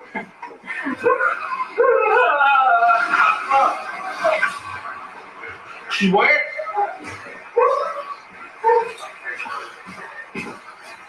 Sheriff's office!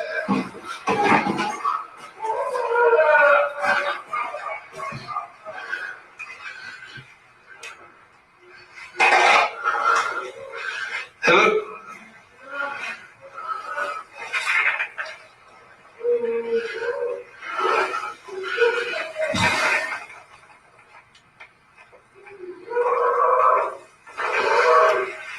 so I need metal here.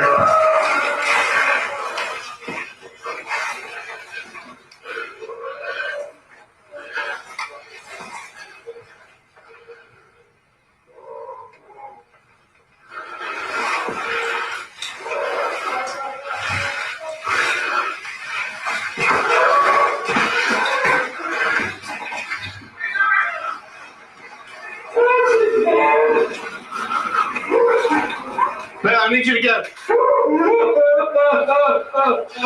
Hey, where's your son? Hey, I need some gloves.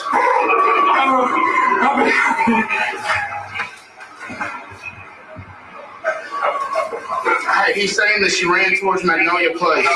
Are you sure? He's grazed, but he's 10-2. They went through his shirt. You got me right there. Magnolia Place, that gated subdivision. She went over the side back towards my vehicle. She might have looked around this way. Might look back going back towards the pond right there. Hold on just a second. Look.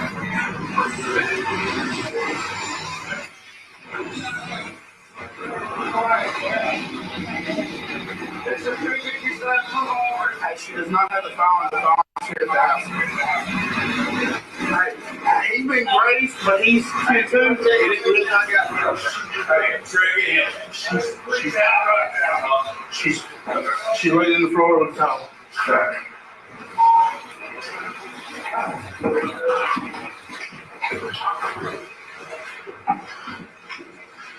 She's.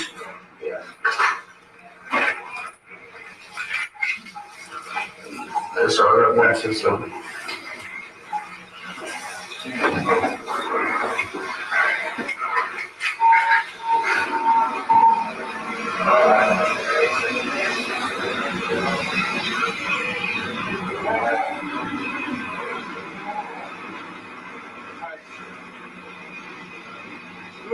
Look at this gloves.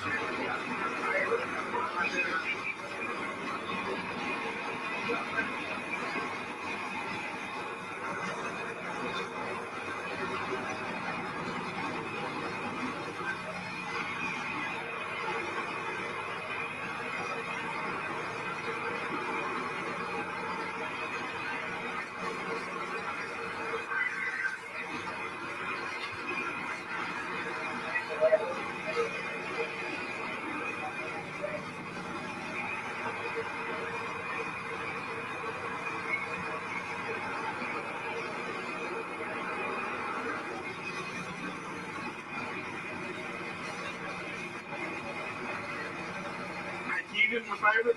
Will you take that tape right there and just go to the tree, from my car to those trees? Actually, go for the mailbox.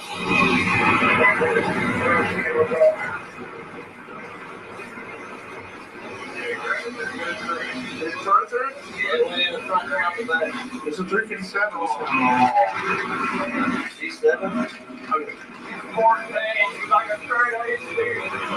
Does she have any kind of, what's her name? What? Carly Gregg. Carly Gregg? How old is she? 14. She'll be 15 next month. Okay.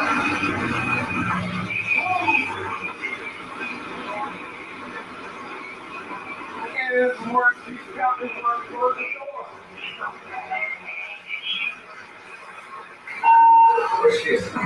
She jumped the fence, he said.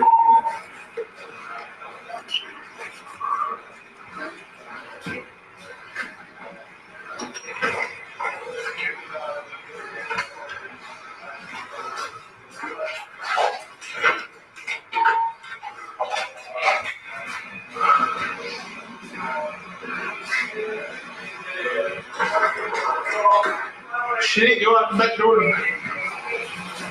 Is he the only one? No, we got one. She's in there. The back door is locked. She did not go out the back door. Hang on. The back door is locked. She did not go out the back door? Well, that's what he's claiming. Didn't he lock it behind her?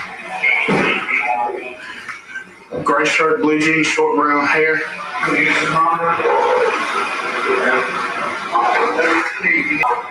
But the one that he's saying was used is laying on the table, but that doesn't mean she's not on it. We don't know if she's going. We're still. I looked at me right here.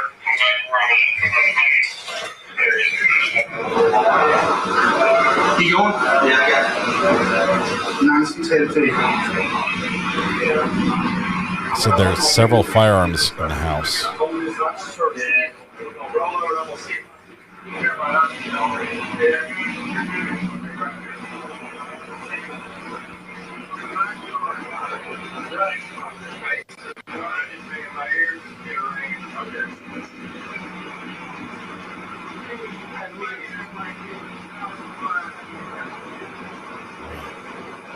There was a white male walking in whenever I was coming in.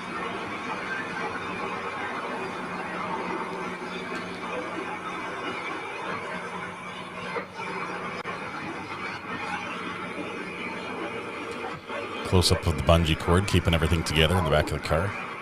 She's 14.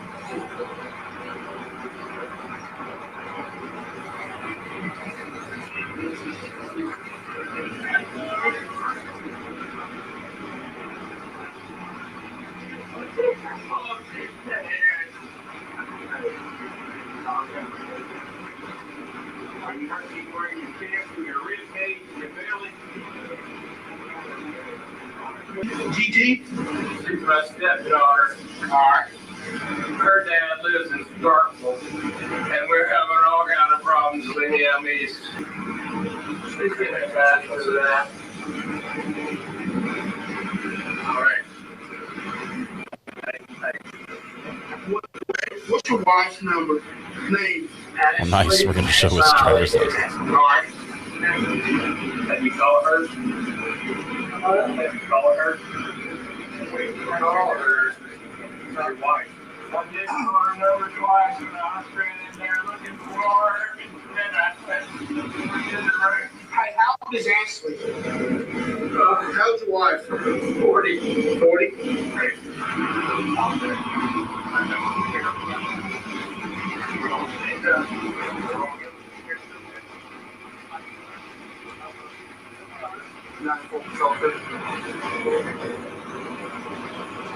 I need you to find an Ashley Smiley. Ashley Smiley, 40 years of age, white female.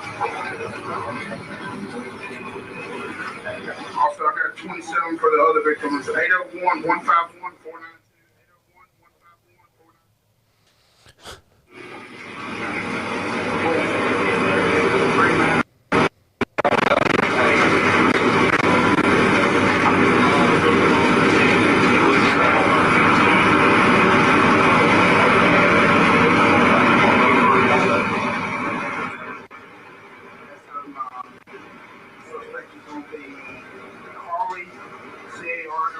Madison Gregg. Carly Madison Gregg.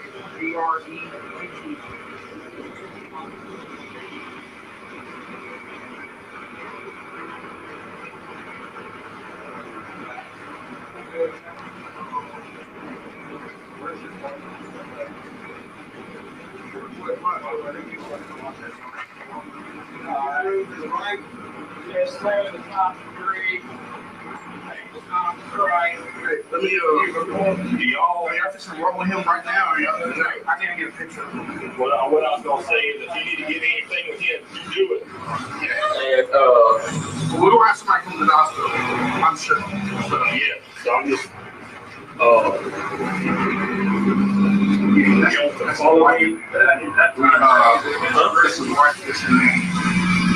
his wife. That's her running. That's why he kept asking me. That's his wife. And he kept asking me to call his wife. I was trying to.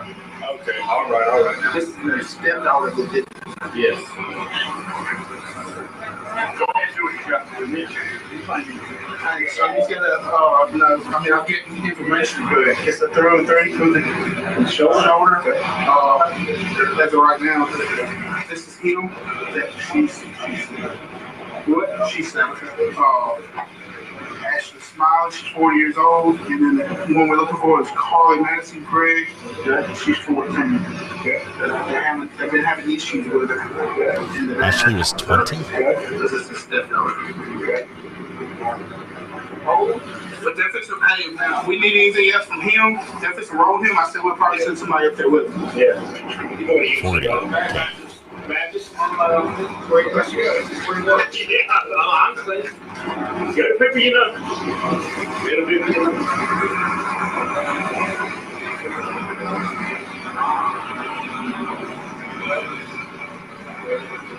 I'm sorry about that. No, you're fine. That's why I was trying to just like. So you're gonna want to see? Why? There's a whole little girl's mother. There's several guns in the house.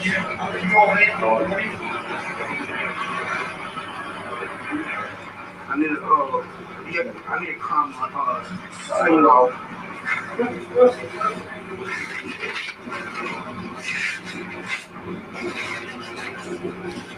Guess we're watching the full body cam video for completeness. Seems to be the only officer wearing one.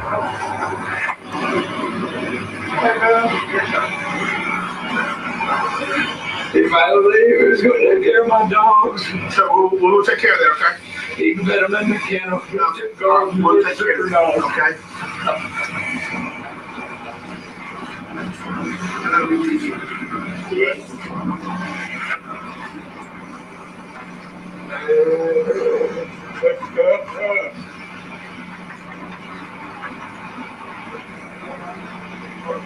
Yeah,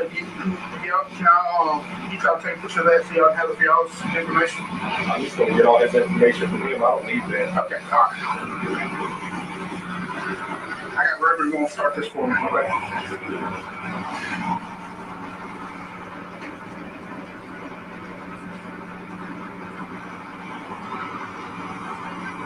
What's his name? Burnell. Colin Burnell. Okay. I thought I recognized him. He's ex-Pearl. Yeah, Pearl and Flowwood, all of them. He's been everywhere.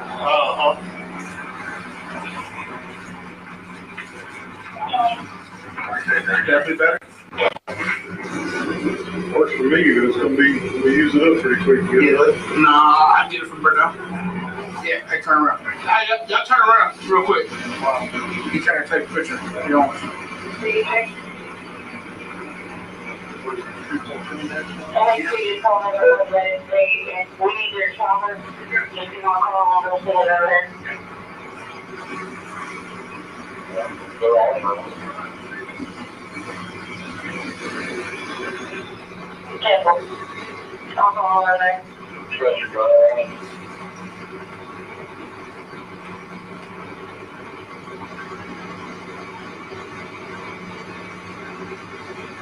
I don't think 20 is one either right now.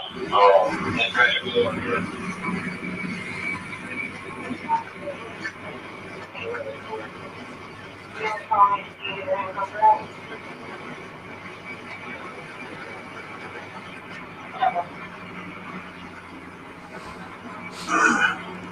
I'm trying not to notice that.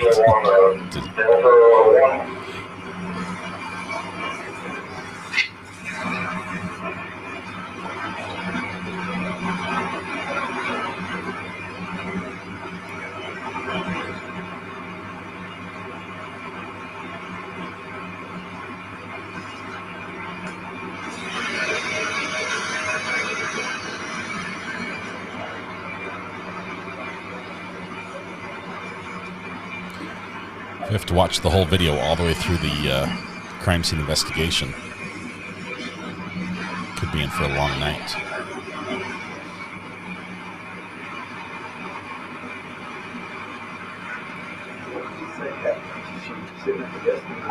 I have no idea.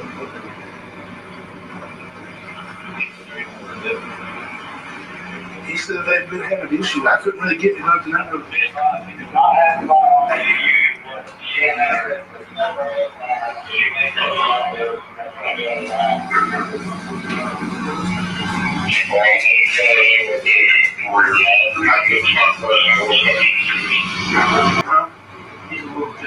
Yeah, all he kept telling me was she ran out the back door, but the back door is deadbolted. You got blood.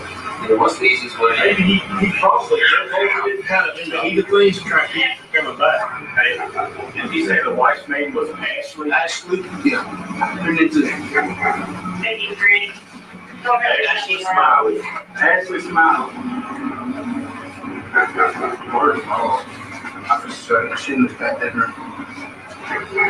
Tyler got that good camera. Yeah.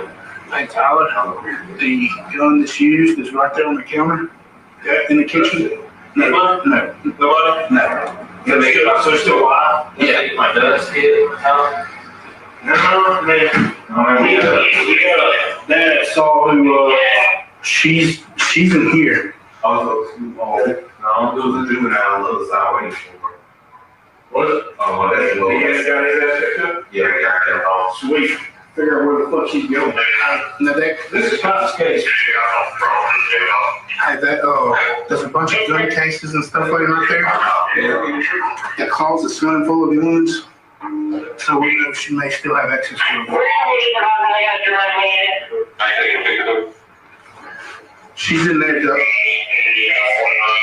I'm not gonna move anything to follow this. I mean, I couldn't get nothing in the front door. That's up at 357. I don't think it's through and through. Let's get it through.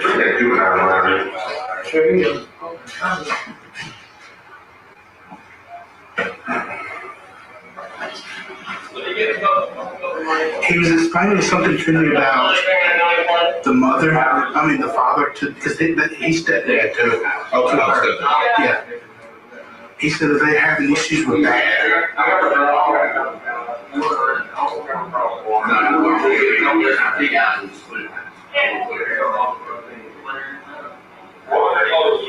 Tell him me and Dustin's already cleared the house. Me and Dustin's already cleared the house. Me and Dustin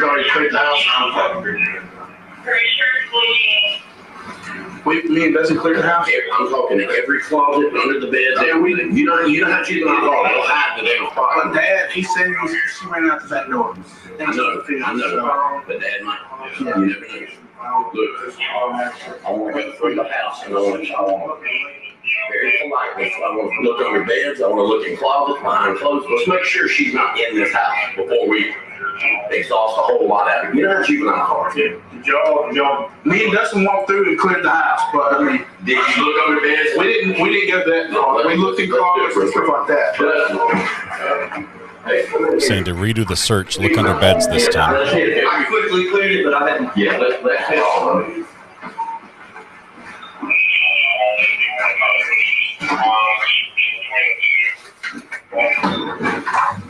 clear. Hey. That's mom. That's mom. Oh, yeah. Yeah. Yeah.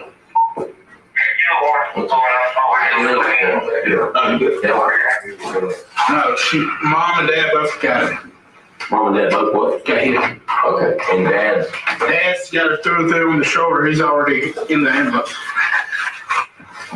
Was it the 14-year-old? Yeah, the 14-year-old. Yeah, I found that out on the way you got it.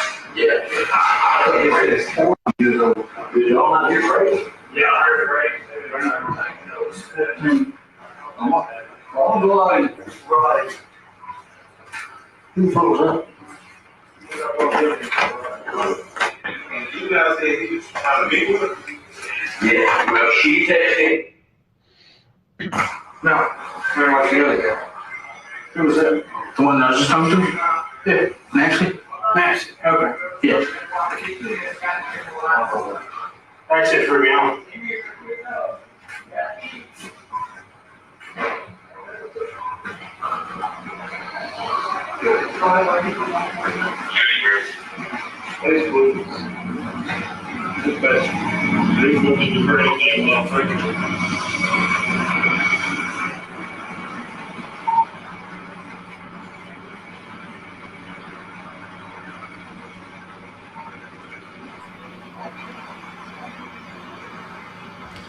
We believe the gun may have belonged to the mom, the victim. What do you want, Nancy? She's 14, so she's not gonna have anything. But there's some screens. There's some screens in here.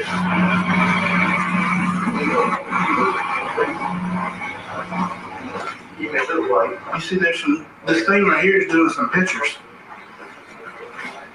But he said her hair is short now. They got her. Oh. They got me.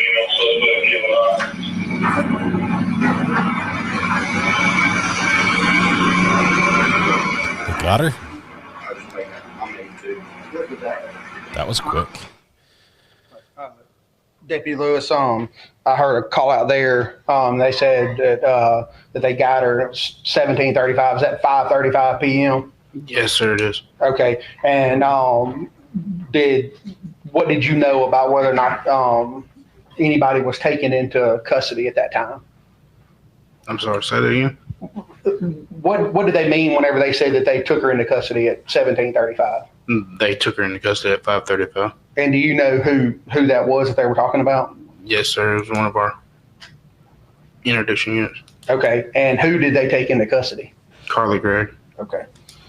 And I think the video goes on a little bit longer, but I think your testimony was earlier that you stayed out there until the coroner showed up. Is that correct? That is. And what type of things were you doing until the coroner showed up? Just help processing the scene and. Okay. Court's indulgence. See if they're done here. Probably no questions for this witness, or not a lot. This could be a very quick case.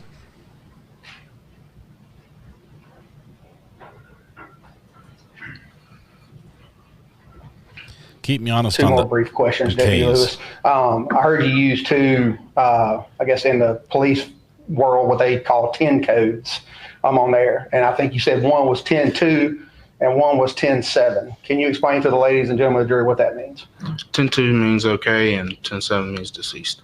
Okay. And who were you referring to as 10-2 in the video? He's Smiley. And who was 10-7? The mother, Ashley Smiley. No further questions, Your Honor.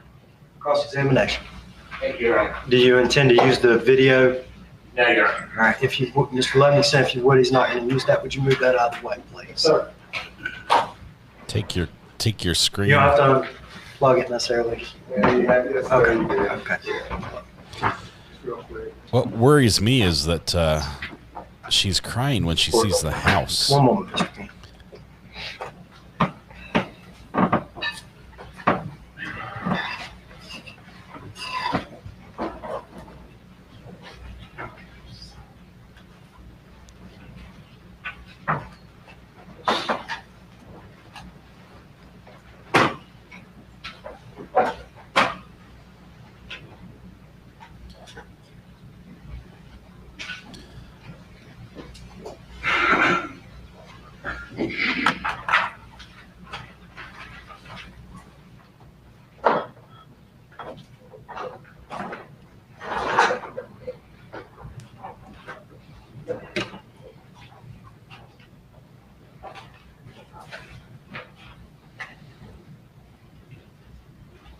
She did better on the ACT at 14. Thank you, Your Honor. Now, Hunter, you were the first person on the scene. Is that correct? Yes, sir, that is. And I guess you had to knock on the door a few times in order to get Heath to come to the door. Is that correct? Yes, sir. And I think when you answer, I guess when he comes to the door, you see him and he's talking on a cell phone, correct? Yes, sir, that is. And at that time, he's actually talking to the 911 dispatcher, correct? Yes, sir. And then did you have him go out? I wasn't 100% sure when I was looking at the video. Did you have him come out, or did he come out and sit down? Well, I asked him to come out. Okay. And so when he comes out, you notice he's been injured at that point. Or did you, I think you asked him if he was injured, or you were able to ascertain that he was injured, right? Yes, sir. And then you had him sit down, is that correct? Correct. And you did that because you're looking out for his safety. And if somebody's been injured, you don't want them walking around and possibly fainting and doing things like that. Is that correct? Yes, sir. So you were having him get on or sit down, try to calm down. Because at this point, you're trying to get some information from him about what happened, correct? Yes, sir. And I noticed you ask him what happened. He's telling you that I guess somebody had shot him. Is that correct? Say that again, sir. You were asking what happened, and he said somebody had shot him. Is that correct? I don't recall that, sir. Okay.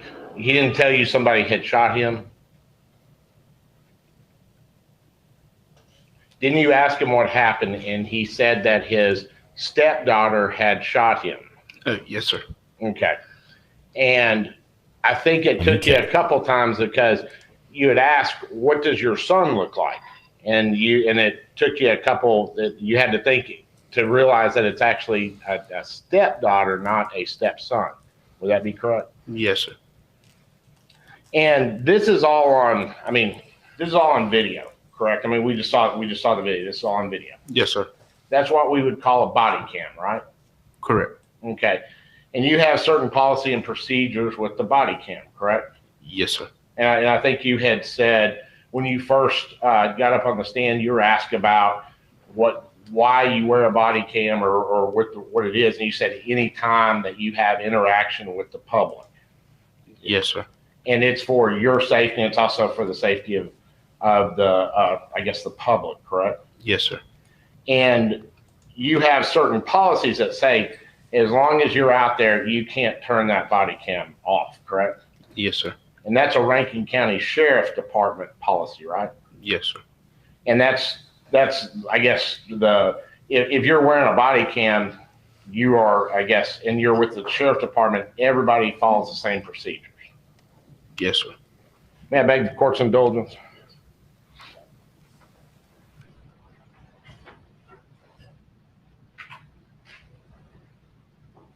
No further questions. Redirect.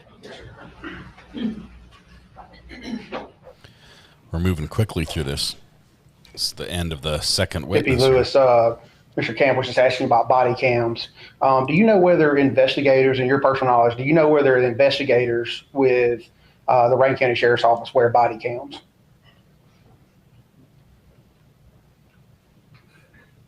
I don't know that, sir. Okay.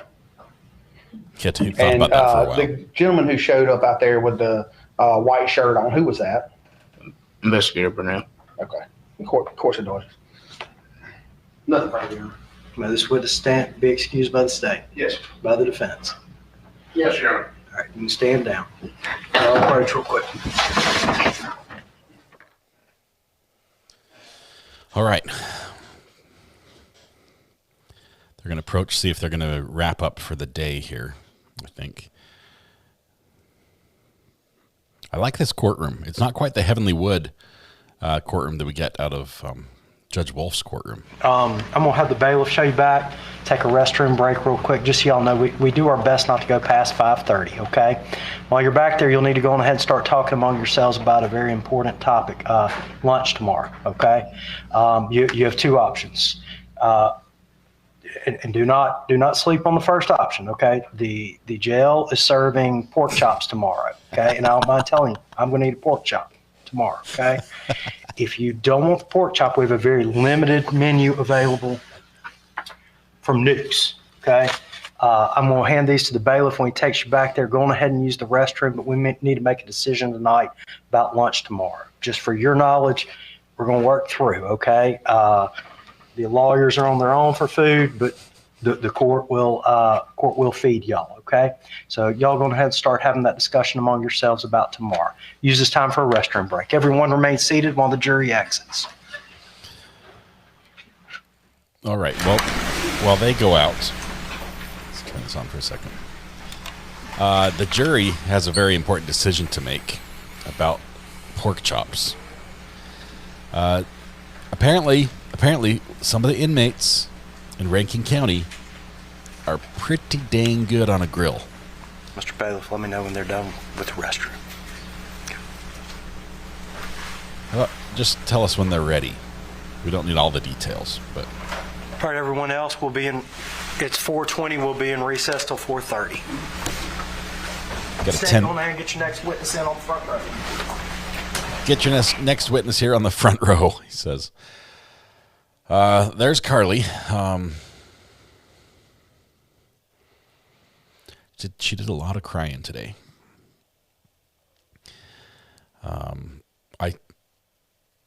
See, she doesn't appear to be cuffed, possibly shackled. But while we're waiting for court to come back from that break, there are a couple things I saw here that I'm thinking about. Obviously, it's early on in the case. There's a lot of evidence on both sides that's probably going to be coming in. But the video that we're going to see that shows Carly taking the steps to prepare for this, that's going to be something else. Hopefully there's no audio there. It's already the audio and video we've seen is just heartbreaking, with the 911 call and the body cam coverage, footage of the stepfather arriving, making the call and finding her mom dead. Just heartbreaking audio.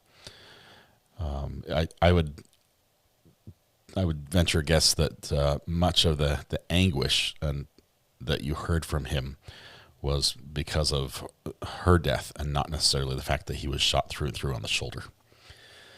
But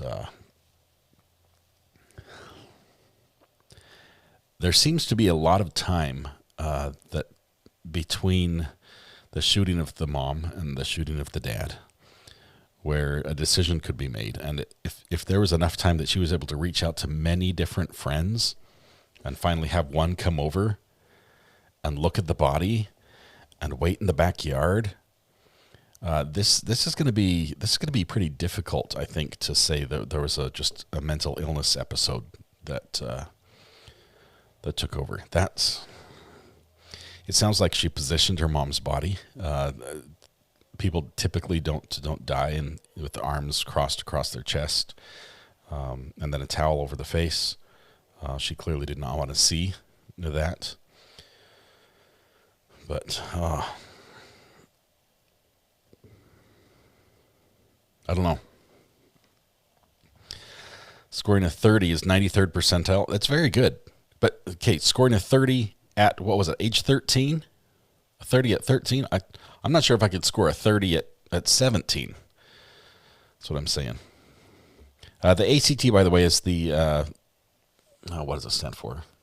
It's an aptitude test. It's a standard college admittance. It's an entrance exam. It's used by a lot of colleges. That both SAT and ACT are commonly used tests for that.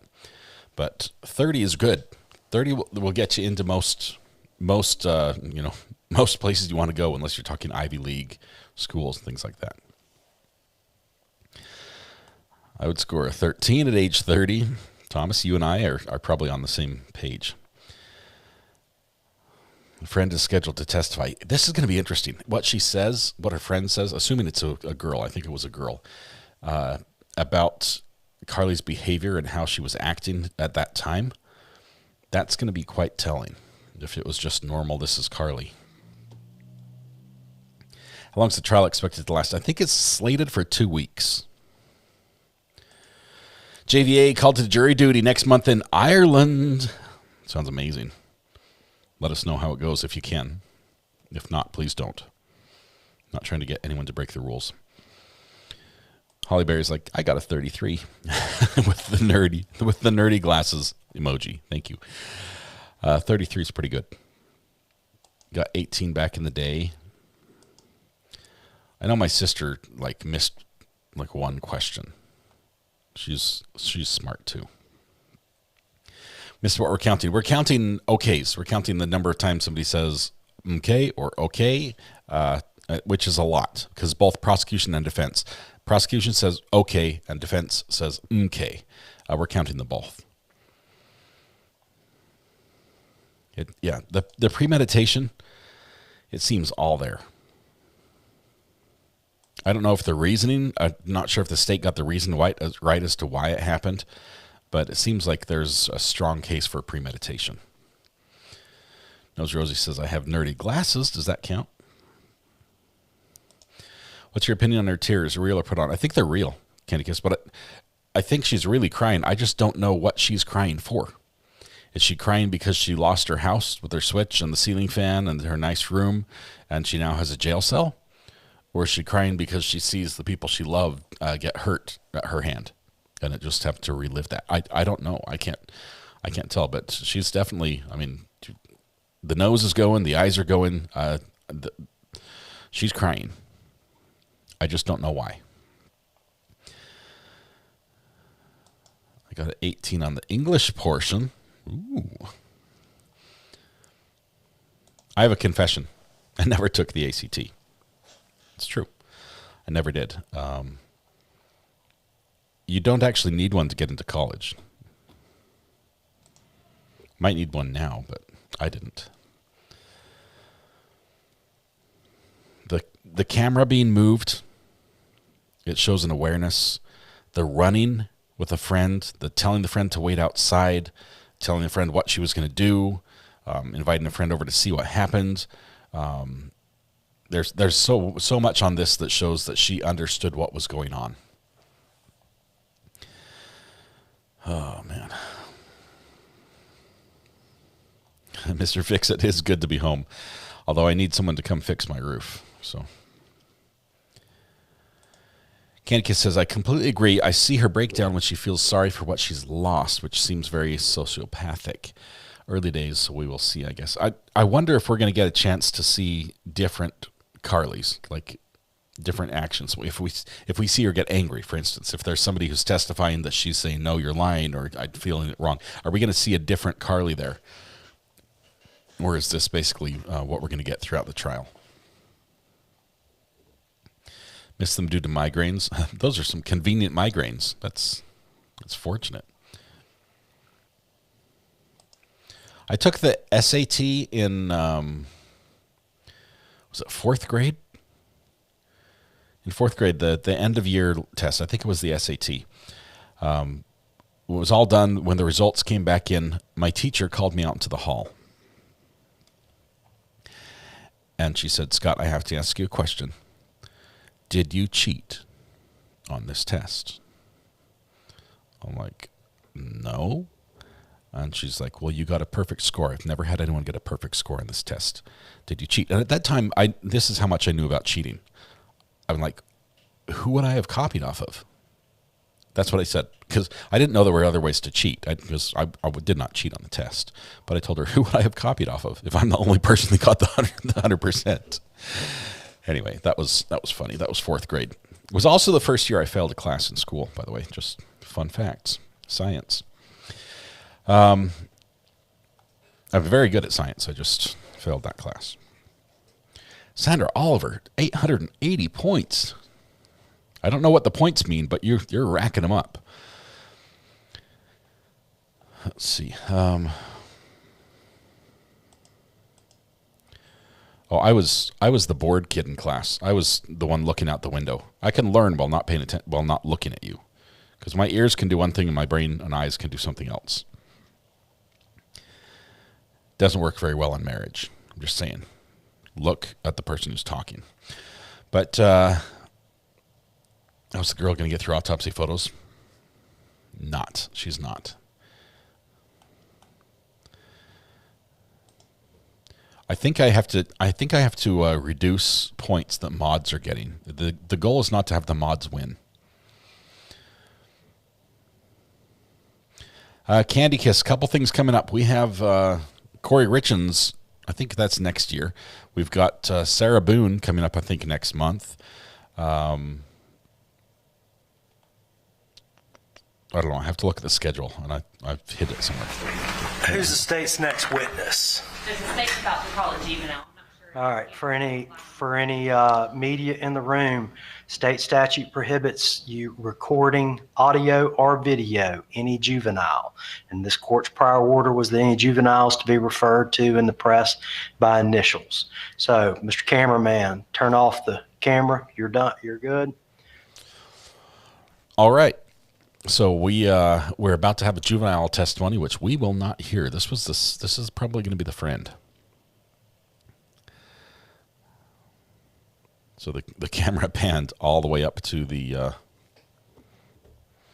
up to the ceiling. We're looking at the projector.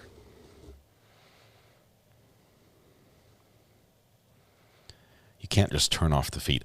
Let me just explain a little bit. The judge doesn't understand this, but there are devices that are transmitting that have established a link to many different places. So you can iris down as well. You could iris down and make a black feed, but I don't know. Once the link's established, if you cut the feed, if you stop the video from going out, those transmitters will detect there's no feed and will drop the connection, and then it has to be reset up and established again. It's a big pain in the butt. It's a big pain in the butt. You can't just turn off and on the camera like that. Cameraman, you're done. You get out of here. All right, here's what I'm going to make a prediction. It's 5:30 now. We're probably going to be done with this witness for the day. It's the very worst case in the Gannon case. It's terrible. It's terrible because a child's involved. And in this case, the child's the one who's being accused of committing the murder. Let's see. Red Pen is just testing to see if you can buy points. Okay, let me see if I can show you the point system while we're waiting for court to come back. All right, let's shrink this down.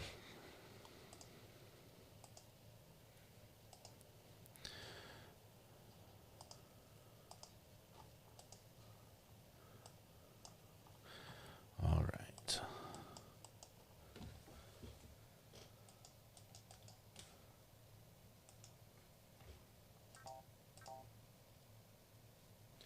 Oh, now Lumia Stream is unresponsive. Let's see. Let's try it again.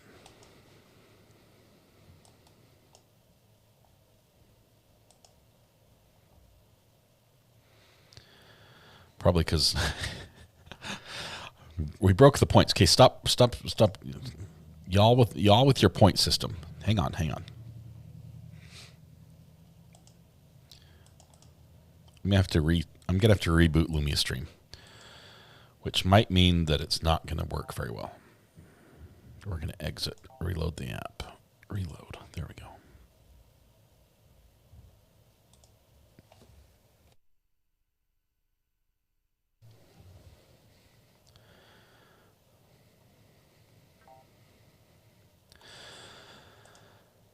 Let's see here. James from the court. First of all, welcome. Where's James from the court? Were you in chat? Was somebody quoting James from the court?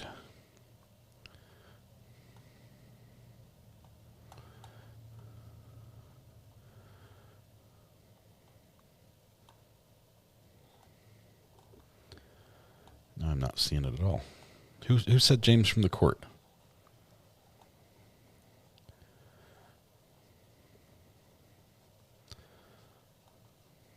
Okay, here we go. There it is. Let's put this one on. Laurie Leaney says, James from the court on Twitter is really good at trial coverage and may be willing to sit in court so we can get inside court info and jury impressions. Be nice if he's there. Do we have anybody down in Mississippi right now? North Carolina might get 14 inches of rain. Yes. It's pouring rain here. It's been terrible. Okay, give me a second. I'm going to show you the point system. Okay, here we go. Let's go full screen. It's reloading. Give it a second.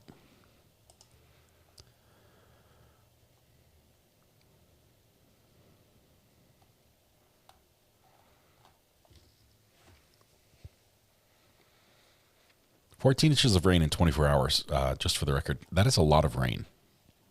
I did the math, and it's a lot. James from court hasn't been active in a while.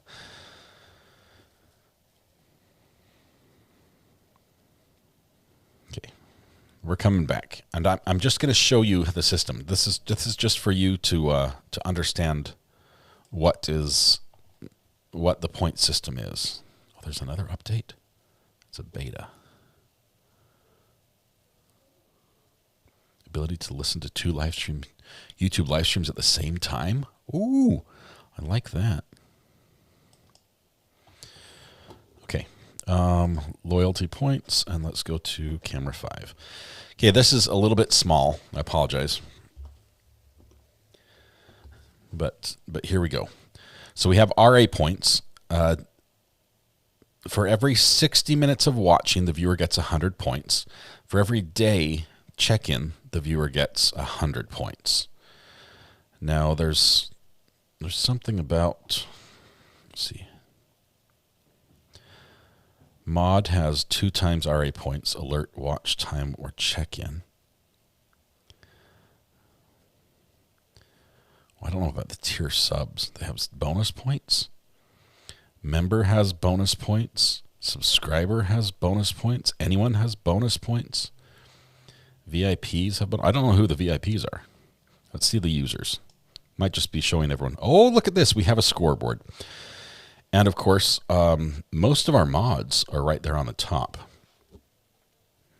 We probably have, I've got 16 pages of this. Samantha Terry with 950 points, currently leading along, tied with Amber, Clipson's Vixen. I think I have to make some commands that you have to use points to use. And I think we're going to make Amber's buffer command cost like 1,000 points.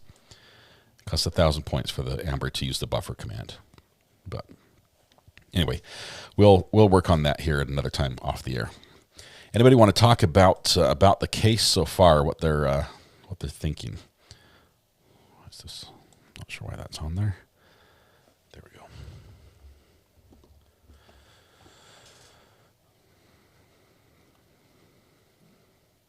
How do you get points? You get points just for being here, and you get points for checking in once a day. But that's it. If you'll get bonus points for checking in more times a day.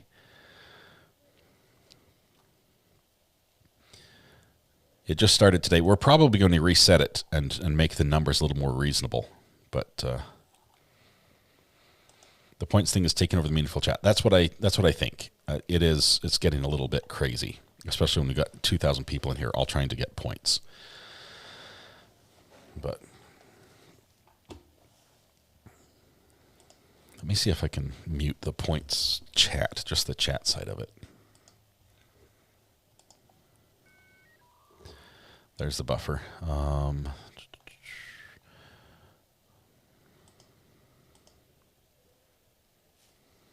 second.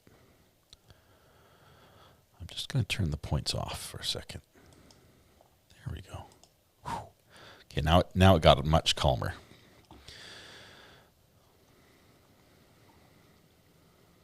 Maybe we'll just have it on for check-ins in the morning and then turn it off. Buffer just because before I don't have points, I need to use it. Yeah, points are turned off for now. We might turn it on at the beginning of the day, but leave it off during court. That way we won't have... Well, I think I turned it off, but it's still working. Why is it still working?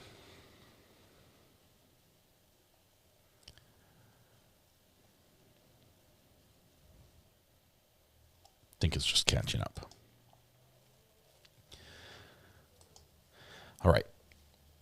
Back to court. Need to see how many took pork chops. Still waiting. We've got testimony in court right now is a juvenile, most likely the friend that was called over to look at the body. This is probably going to take a long time. This is probably going to take at least an hour. The court is not going to go past 5:30. At least they try not to.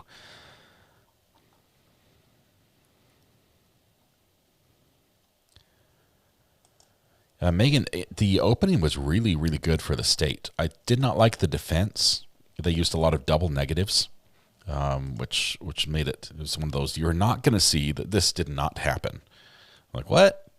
I'm not sure that they meant that. Similicious OGGB, welcome to the gallery. Love to see that. Got that Blue Courthouse, month 2. Dog with a Bone, I have you with me at the emergency department with my dad. Sad case. I'm sorry to hear that, but glad that we're with you there. And Red Pen, thank you for attempting to buy points, but failing miserably. Are these working? Nope, I don't even have the chat up. Sorry about that.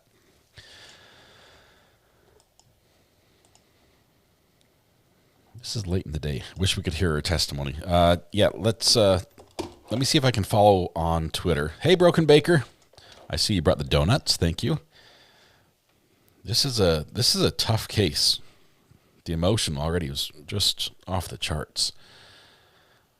Don't remember any trial where we don't hear a child witness. The judge said that was by state law, like Mississippi state law, that children may not be recorded, audio or video, in court. I've never heard that before, but Mississippi is a different place. They don't really swear people in. They just sit them down on the witness chair and say, you understand that by being here, you're under oath. And they're like, yep. So it's just a different state that way. Marilyn Skull, glad you're back home safe. Thank you very much. It was a long trip. It was a week of driving. I'm glad we're not driving anymore. Jurors are not allowed to take notes. Why? Get this. The judge said, you can't take notes because some of you might take better notes than others, and then the people who didn't take good notes might depend on your good notes, and you might influence them. What? Yeah.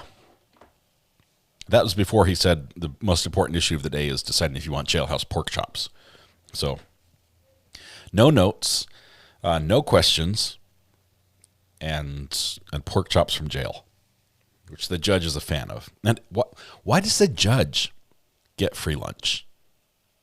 He's arguably probably one of the highest paid people there in the courtroom. The lawyers have to be on their own, but he's getting free lunch from the jail, which apparently he's done before.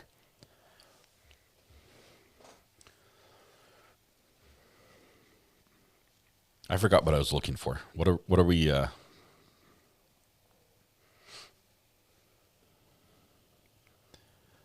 don't know what I was looking up. Oh, Twitter. We're going to see if there's a feed from anyone in the courtroom. If you know of somebody who's in court tweeting this one, local journalist, please share the name here in chat so we can follow them.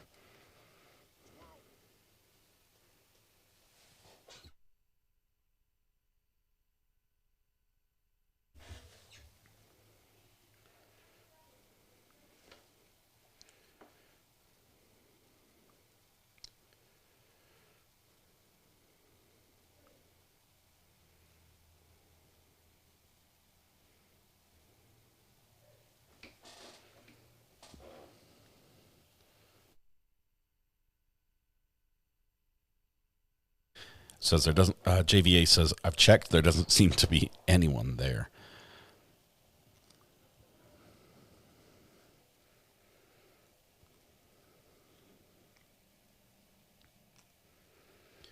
I think the cameraman is the same cameraman who filmed the Maya trial. Ask me why I think that.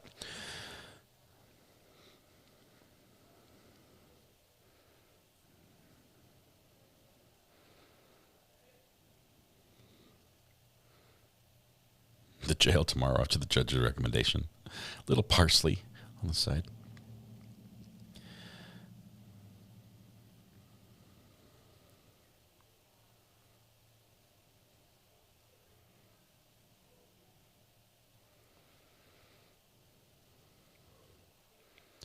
I don't see anybody there. Anybody else?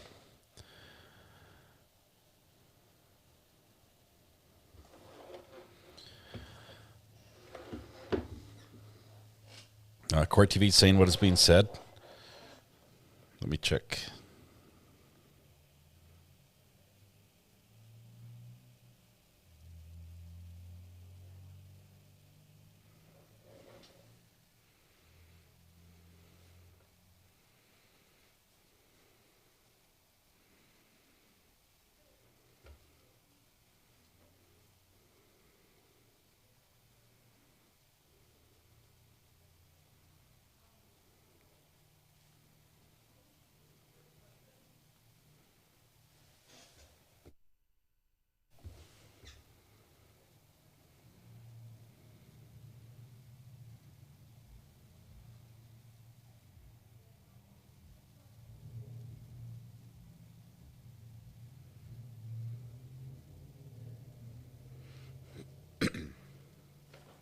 I'm not seeing anything.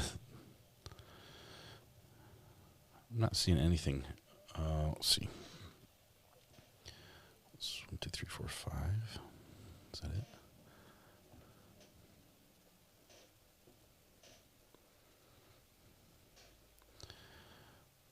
Court TV is just saying witnesses juvenile, no recording permitted.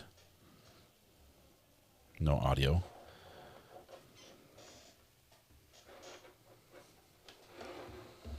Oh, they're just Court TV is just putting people's comments up on the screen.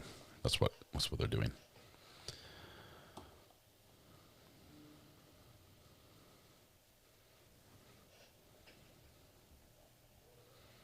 Witness is not allowed to be recorded. Judge ordered the cameras off for any recording.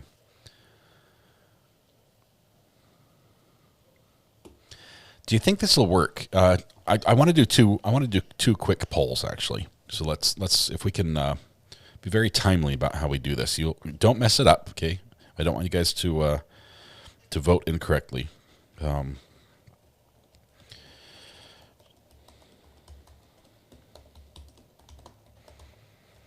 First, let's start with the important one.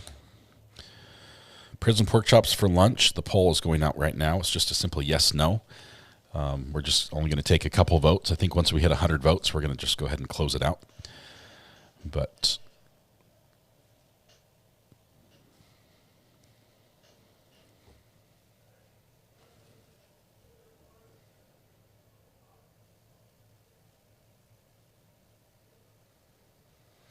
I told Carly not to harm herself or others, and what did she say to you? That it was too late. So now we are getting some words from Court TV. Somebody, probably a reporter in there. After you told Miss Smiley about Carly, did you send her an email? Yes, ma'am. Indicates he didn't remember exact contents of the email. KWN approaches with document. So this is going to be the friend who warned Miss Smiley about Carly.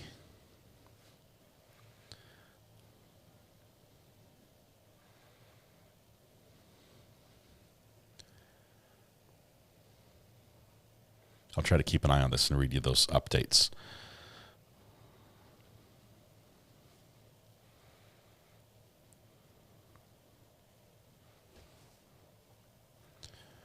Let's see. This is on camera 7. Let me see if I can back up and see what happened previously.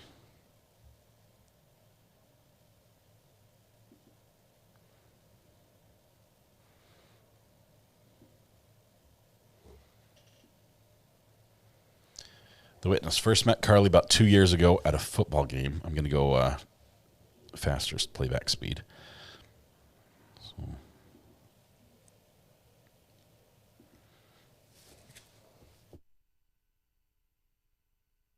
Is your mom also a teacher at school? The witness says yes.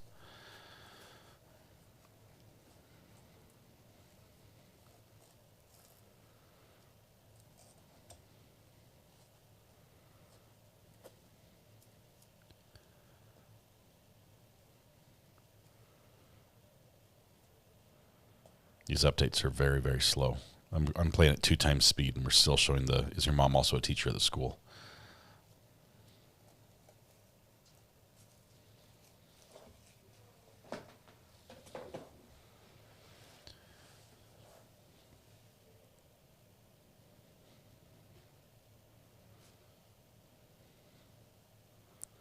No new question yet. Miss Smiley was very patient with Carly. They loved each other very much. They never saw any negative interaction with them, says the witness. They're calling the witness JW1, which under KWN says, that's prosecutor. Did Carly have any trouble at school prior to March 2024? I never really saw her get into trouble. She's a genius kid and doesn't do much wrong at all. I think I saw her get into trouble once, and it was shocking.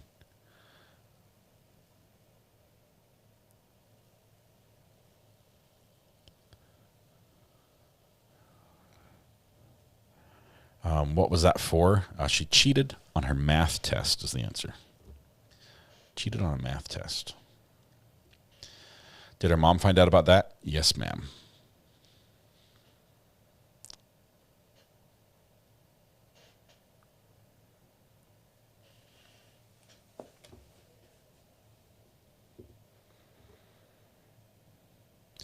Her mom was disappointed, of course. Carly was also upset, like any child would be.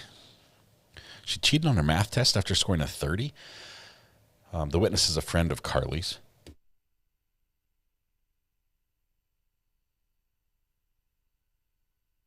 Around January 24, did Carly ever tell you anything about her mom taking away her cell phone? I don't remember, says the witness.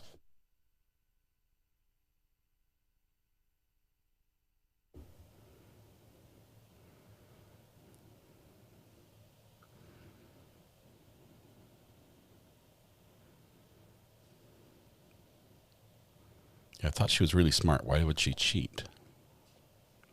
I guess there are multiple ways to cheat. You can get in trouble for cheating.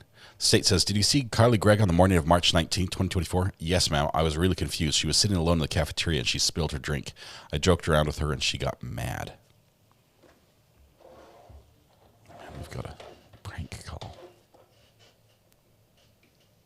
Hello?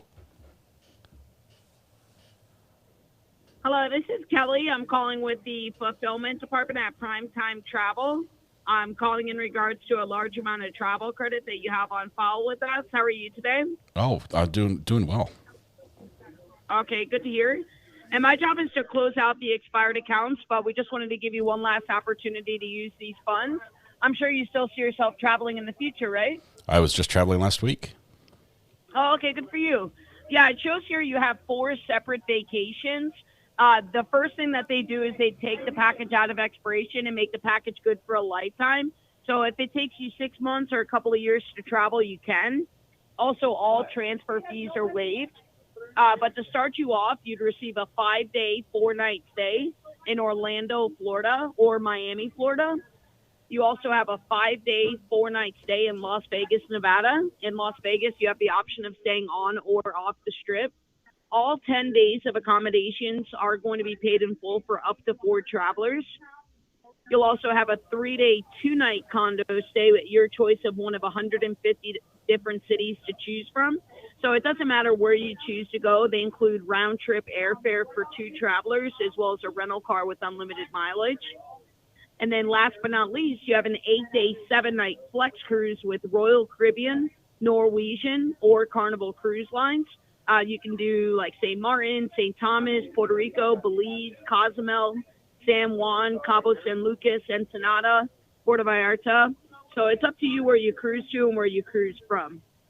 But looking here at the account, it looks like your date flex and your insurance has everything paid in full. The only thing that you didn't do is actually book your trips and travel. So looking here, you would have paid a booking and a processing fee per person per trip. But what we're doing is consolidating everything into a one-time booking fee.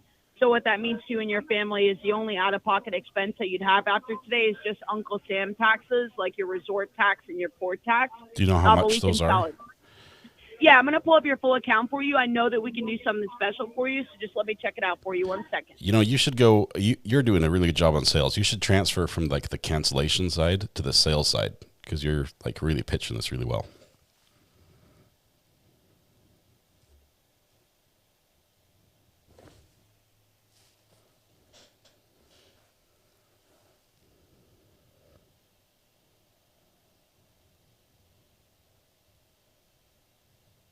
Hello?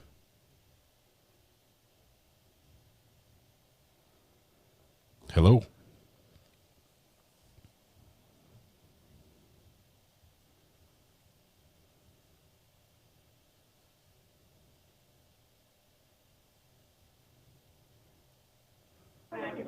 Hi, my name's Anthony. I'm the promotional director here. How are you today? Hey, Anthony.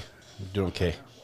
Good. Your call was transferred over to see if I can answer any questions, maybe add some special benefits to your travel. Did you have any questions so far? Yes, I'm trying to see if I can wrap in my Hilton points and my Delta Air Miles into any of these because I like what you guys are offering, but I want to do a bigger trip. I'm all about really big trips. Yeah, well, you can always extend out your stays, or a lot of my clients have timeshares, things like that. They'll put part of this with like their Hilton Grand Vacation timeshare and put an 8-day stay before it or a 5-day stay before or after.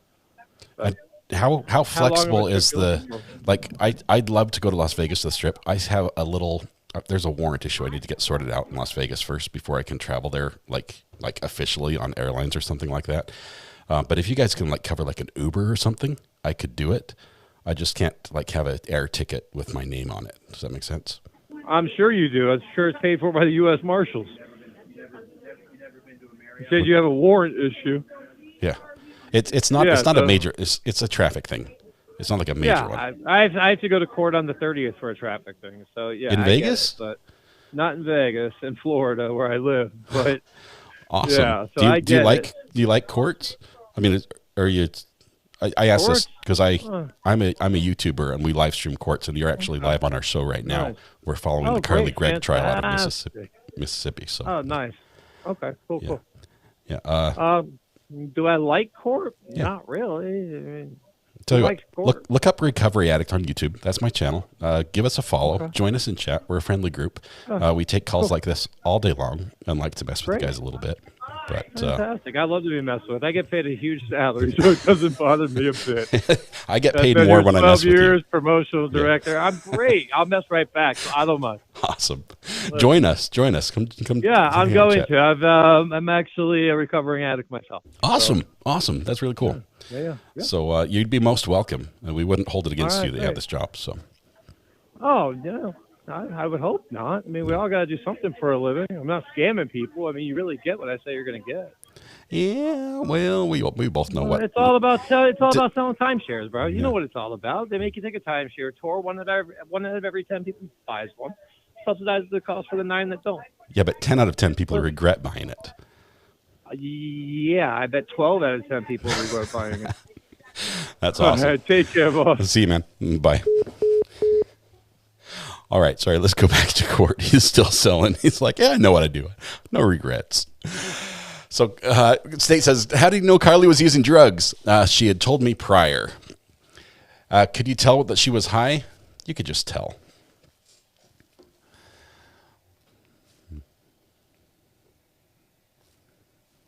U.S. Marshals wanted to pay for my trip. I think we got a new subscriber. Did you ever see her drinking Germex? Yuck. No, ma'am. Germex is hand sanitizer. It's hand sanitizer. Ugh.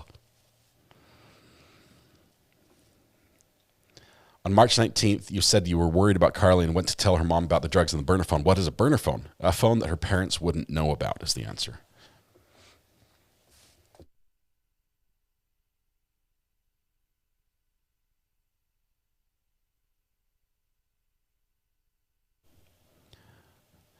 Would you and Carly communicate on the burner phone? Yes, ma'am.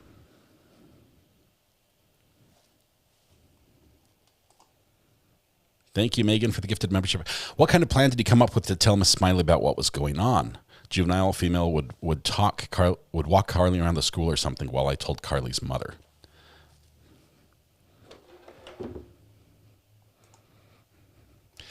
On what she said to Carly's mom, he said, I let her know about the drugs. I let her know about the phone. Was Carly there when you did that? No, ma'am. Anybody else in the room? No, ma'am. Renee, thank you very much.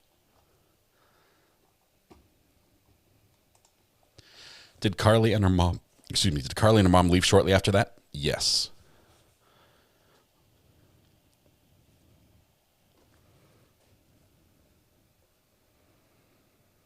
Okay, we're waiting to go back to court here. I've got audio from court. When it happens, we'll jump back, but I'm not sure we'll ever get caught up.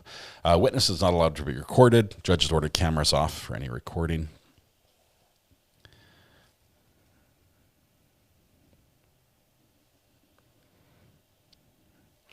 At any point, did you receive a FaceTime or a phone call thereafter? Yes, she FaceTimed me and seemed upset.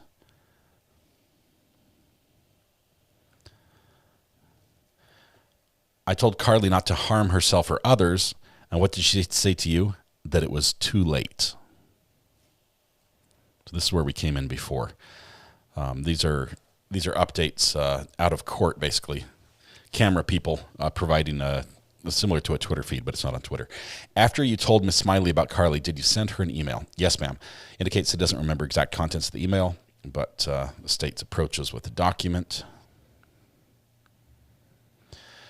In the aforementioned email, I asked Miss Smiley not to confront Carly about the situation until maybe a future date. Jury sees the email. It's being passed around. On why he sent the email, the witness says, I didn't want Carly to know that I had told her mom. I wanted to make it look like she just found out. At some point after heading home from school with your mom, was Carly Gregg reaching out to you via text message? Yes, ma'am. And he's reviewing records at the witness stand. First message from Carly to me was sent at 4:21 p.m. Prosecutor reads the message from Carly. I need help, please. KWN is the attorney for the state, by the way. Witness says about 10 minutes later responded to Carly with, I'm riding my bike, send address. Witness says Carly responded with, come quick, please. How long did it take you to get on your bike to get to Carly's house? He says, I don't remember. It's a long bike ride. Did she ever tell you why she needed help? No. What do you see when you get to Carly's house? The first patrol car. I went and hid before later being questioned by law enforcement.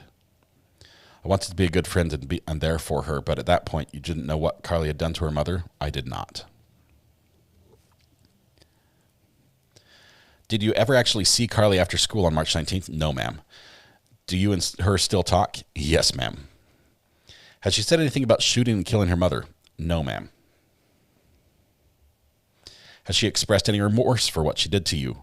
I don't think she did anything to me, said the witness. Did she express any remorse for what she did to Heath and Ashley Smiley? Not that I can remember.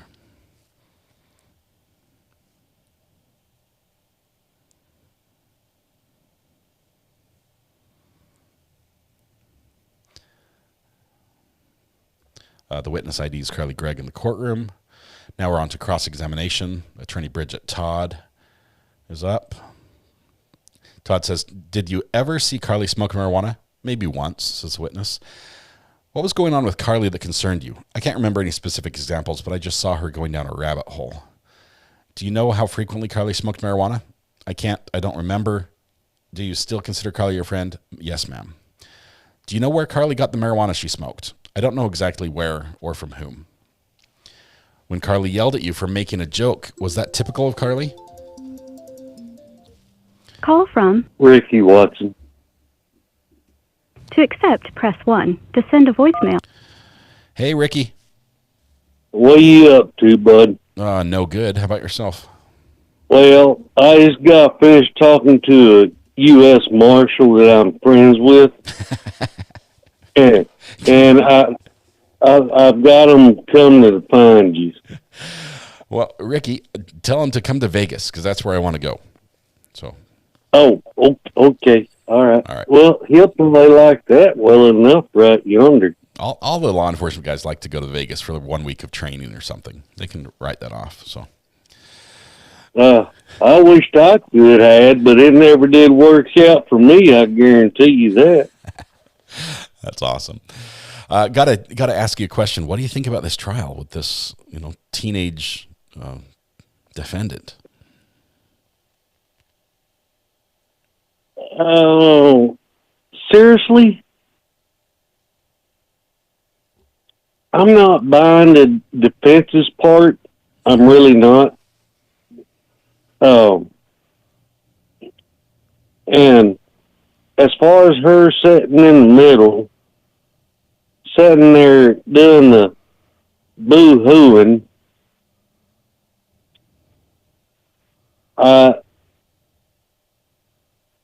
I just don't believe that neither, to be honest. Yeah.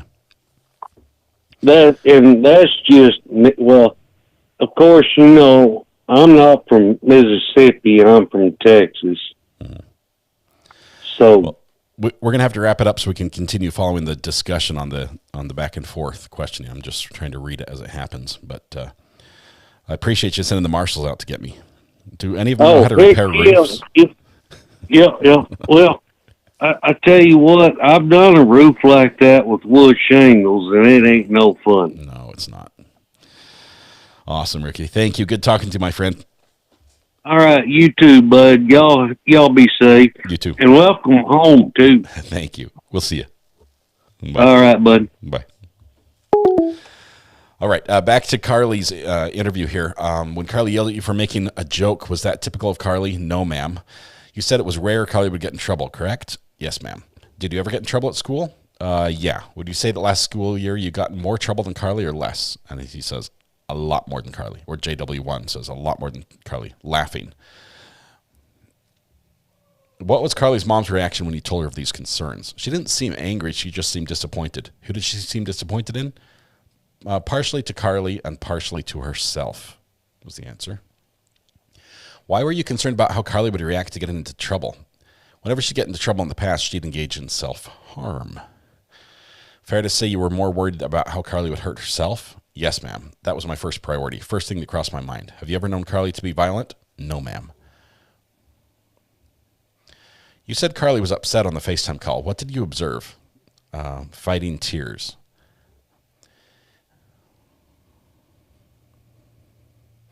Had anyone called your parents to let them know they were being questioned by law enforcement? You were being questioned? Well, one of them was taking me home, and then we had to turn around because someone wanted to ask more questions. And when I called my mom, he let them know. Did anyone ask you if you wanted to wait for your parents together before being questioned? I don't remember. Based on everything you know, would it be fair to say the concerns you had about Carly had more to do with mental health issues? Objection, speculation, sustained. Based on what you know now, are your concerns about Carly still grounded in drug issues? You're not to do any independent research. And please don't go home and get on social media, okay? With those three admonitions, I'm going to turn y'all over to the bailiff, but I do need y'all to make a decision as to lunch tomorrow because I have to order tonight, okay? If you're vegan or you have some special issue, you can pack lunch. These are the options that I have, okay? So just before y'all leave tonight, please make that decision. If you want to bring something, we'll provide you a refrigerator. We'll provide the way that we can. I'm going to ask y'all to be back in the jury room at 8:45 tomorrow, ready to go at 8:45. Everyone remain seated while the jury exits. Mr. Bailiff, take charge of the jury.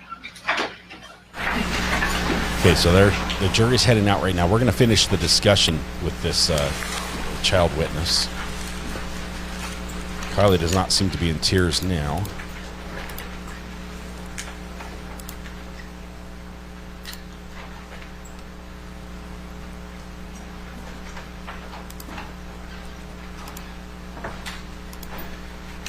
This is in Central Time. It's Mississippi. I think it's Central.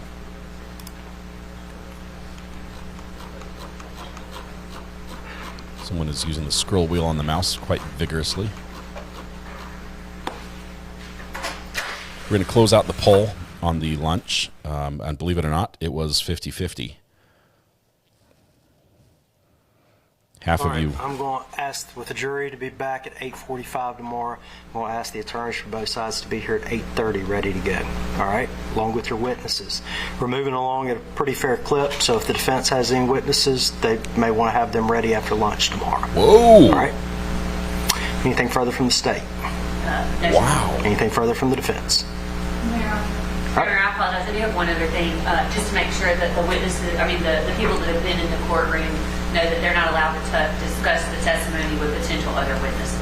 There should be no discussion about testimony with witnesses from either side.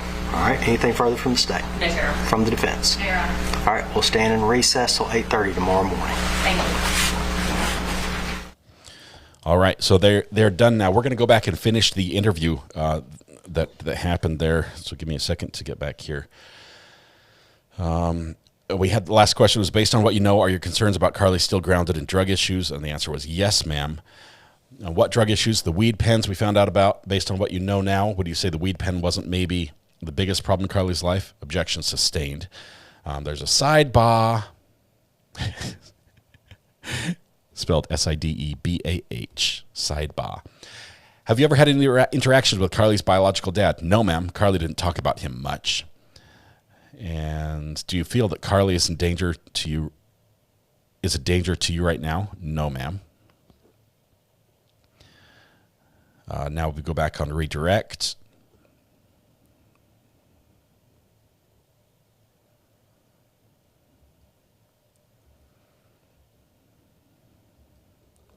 And nothing. Witness is excused. That was all.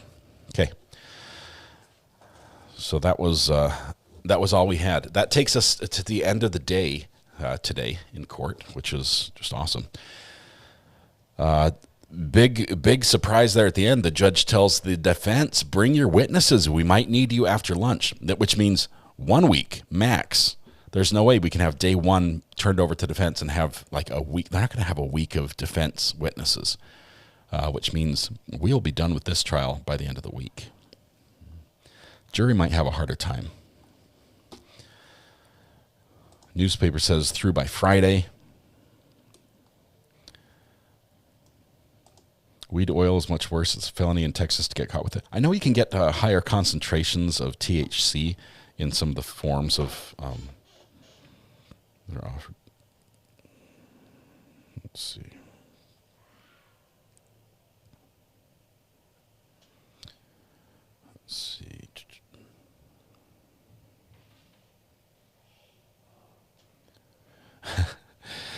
I don't know who sent this. I'll have to look.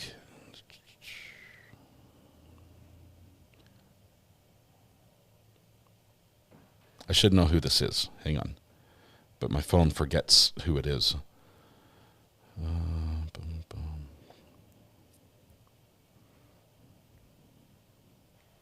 Alita. Okay, Alita Lay. Thank you, Alita. Says, Heavy D with Diesel Brothers in the latest video is offering a free roof to a family in need. Pictures and email to be included. I will look for the information and forward it, but at the same time, you might want to look as well. It's the story of what he was doing for the last month of August. The Diesel Brothers are an amazing YouTube channel. First of all, I used to drive to work right by their shop. They started YouTubing, basically filming the trucks they were making, and these were the big, beefed up, chipped trucks that could roll coal and everything else. They got hit with some major lawsuits and fines for that, and they've transitioned and are now running a great channel where they help people out quite a bit. I will tell you, there are many more people who are much more in need than I am, so I would not feel good about even submitting myself for that contest, but thank you very much. All right. Where we are now, we're waiting for court tomorrow. 8:45 is the start. And hey, Siri, what time is it in Rankin County, Mississippi?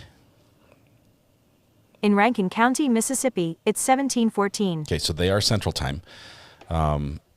We do have some more Boone news, mostly that she has her second lawyer in place now.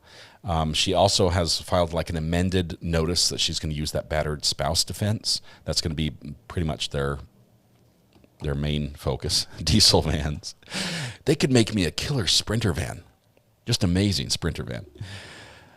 I don't know why points is still working. I tried to turn them off. I feel gaslit about the points. I don't know. It just happened on the latest update. I'll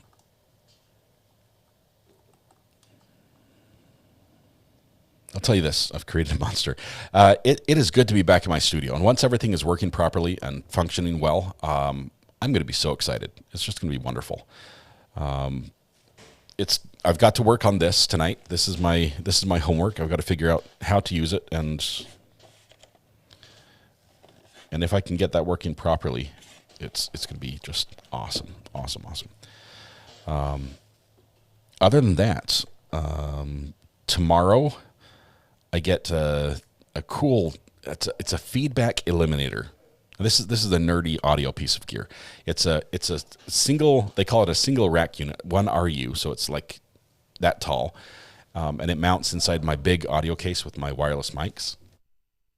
And you turn it on and you just crank the gain up until it starts squealing, and it just eliminates those frequencies. Debbie Faison Cook. Debbie, how are you doing? I'm doing good. Sarah Boone has 3 lawyers now. 3? Is she trying to get one for each time she got one kicked off?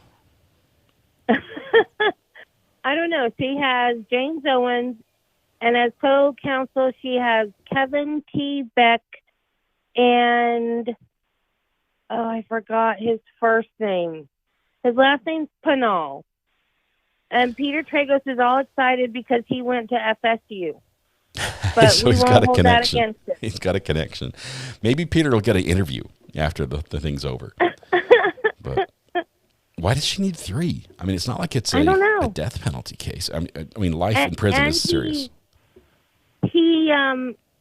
Owens went ahead and filed that he was pro bono. I guess you have to let them know that. Because he was saying that Sarah was going to pay him back one day. Yeah, and then he pretty much gave up on that pipe dream. Yeah, I guess, yeah. So I called guess that from the have to do beginning. that. He's pro bono. He's been pro bono Yeah. the entire time. Oh, yeah. Yeah, I was like, don't hold your breath, because that's not going to happen. He's pro bono. That's funny. And the state filed a notice of unavailability for December. So the trial's going to be way over in December. I'm like, they're just covering he's their already bets. count- He's yeah, like, hey, he's I'm, already counting it. I'm headed back to like, the family don't for a send Christmas her in vacation. December. Yeah. Yeah. That's crazy. But Peter Tago said that he could just do that, be doing that with all his cases. Like his assistant just sent it out to all of them. Yeah. But it's better safe yeah, I than sorry, think because he's you never calling know. A case might get bumped for some reason that you weren't planning on. Yeah. But once he gets that filed, I think anytime an attorney really schedules a vacation, they file that across the board. Yeah. Yeah, probably. Okay. Well, everybody Debbie- keeps saying she has another lawyer. No, she has 3. So I just wanted to let you know. She's got a whole stack of lawyers. Well, at least they can tag each other in. They're like, "Hey, I'm done. Somebody, you listen to her now for a while. I've done my Well, I I've think done my these 10 are going to minutes." stick right. One gets ticked off at her, and then they can tag team. Yeah. She's going to be, "Hey, why don't you tell him to do this? Why is he not?" It's going to be so much back and forth there. Yeah. Okay. Debbie, thank you very much. Appreciate the update. That was beautiful. Okay. All right. All Talk right, to you we'll later. see you. Bye. Bye. Bye. All right. Because he's the guy. All right, we're gonna wrap it up on that and end for the day. December may be sentencing. Could be. Good point. I'm going to work on points, by the way, and try to figure out how to turn them off, or at least shut off the constant texts that go on. What's my points balance? I don't know how to check my points balance. I don't know how you guys are doing it. Oh, you just type exclamation points? I bet I have some. I don't know. I haven't checked in. Anyway.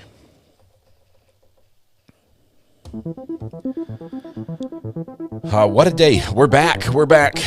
Tomorrow's Tuesday. The day after is halfway through the work week. So we're going to get through this week slowly but surely. I'm going to figure out what to do with my roof. I might crawl up in the attic tonight and just cry a little. Figure out what I need to do. See if I can see daylight up through the roof. That'd be good. Thank you all. Tonight when you go home, please hug the people you love. Smile at someone, make their day just a little bit better. And please stay safe till we go live again tomorrow morning. It'll be about 8. Well, let's see. 8:45 is 9:45 our time. So probably 9 o'clock or so. We start at 9. That'll give us 45 minutes before trial starts. Then we can watch it cover to cover. Gavel to gavel. What is the MK counter? Every time they say MK in the prosecutor or the defense, OK or MK, we're counting it. They've said it 30 times at least. So, thank you to our amazing mods. Thanks to all of you. It's wonderful to be back. The Recovery Addict. You see what you did there. Yep.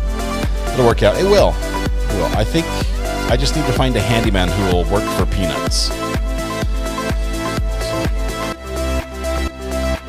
Because I'm not going up there. I actually know a guy. I know who to call already. All right. You guys have a good one. Be good to each other. We will see you tomorrow. Bye-bye.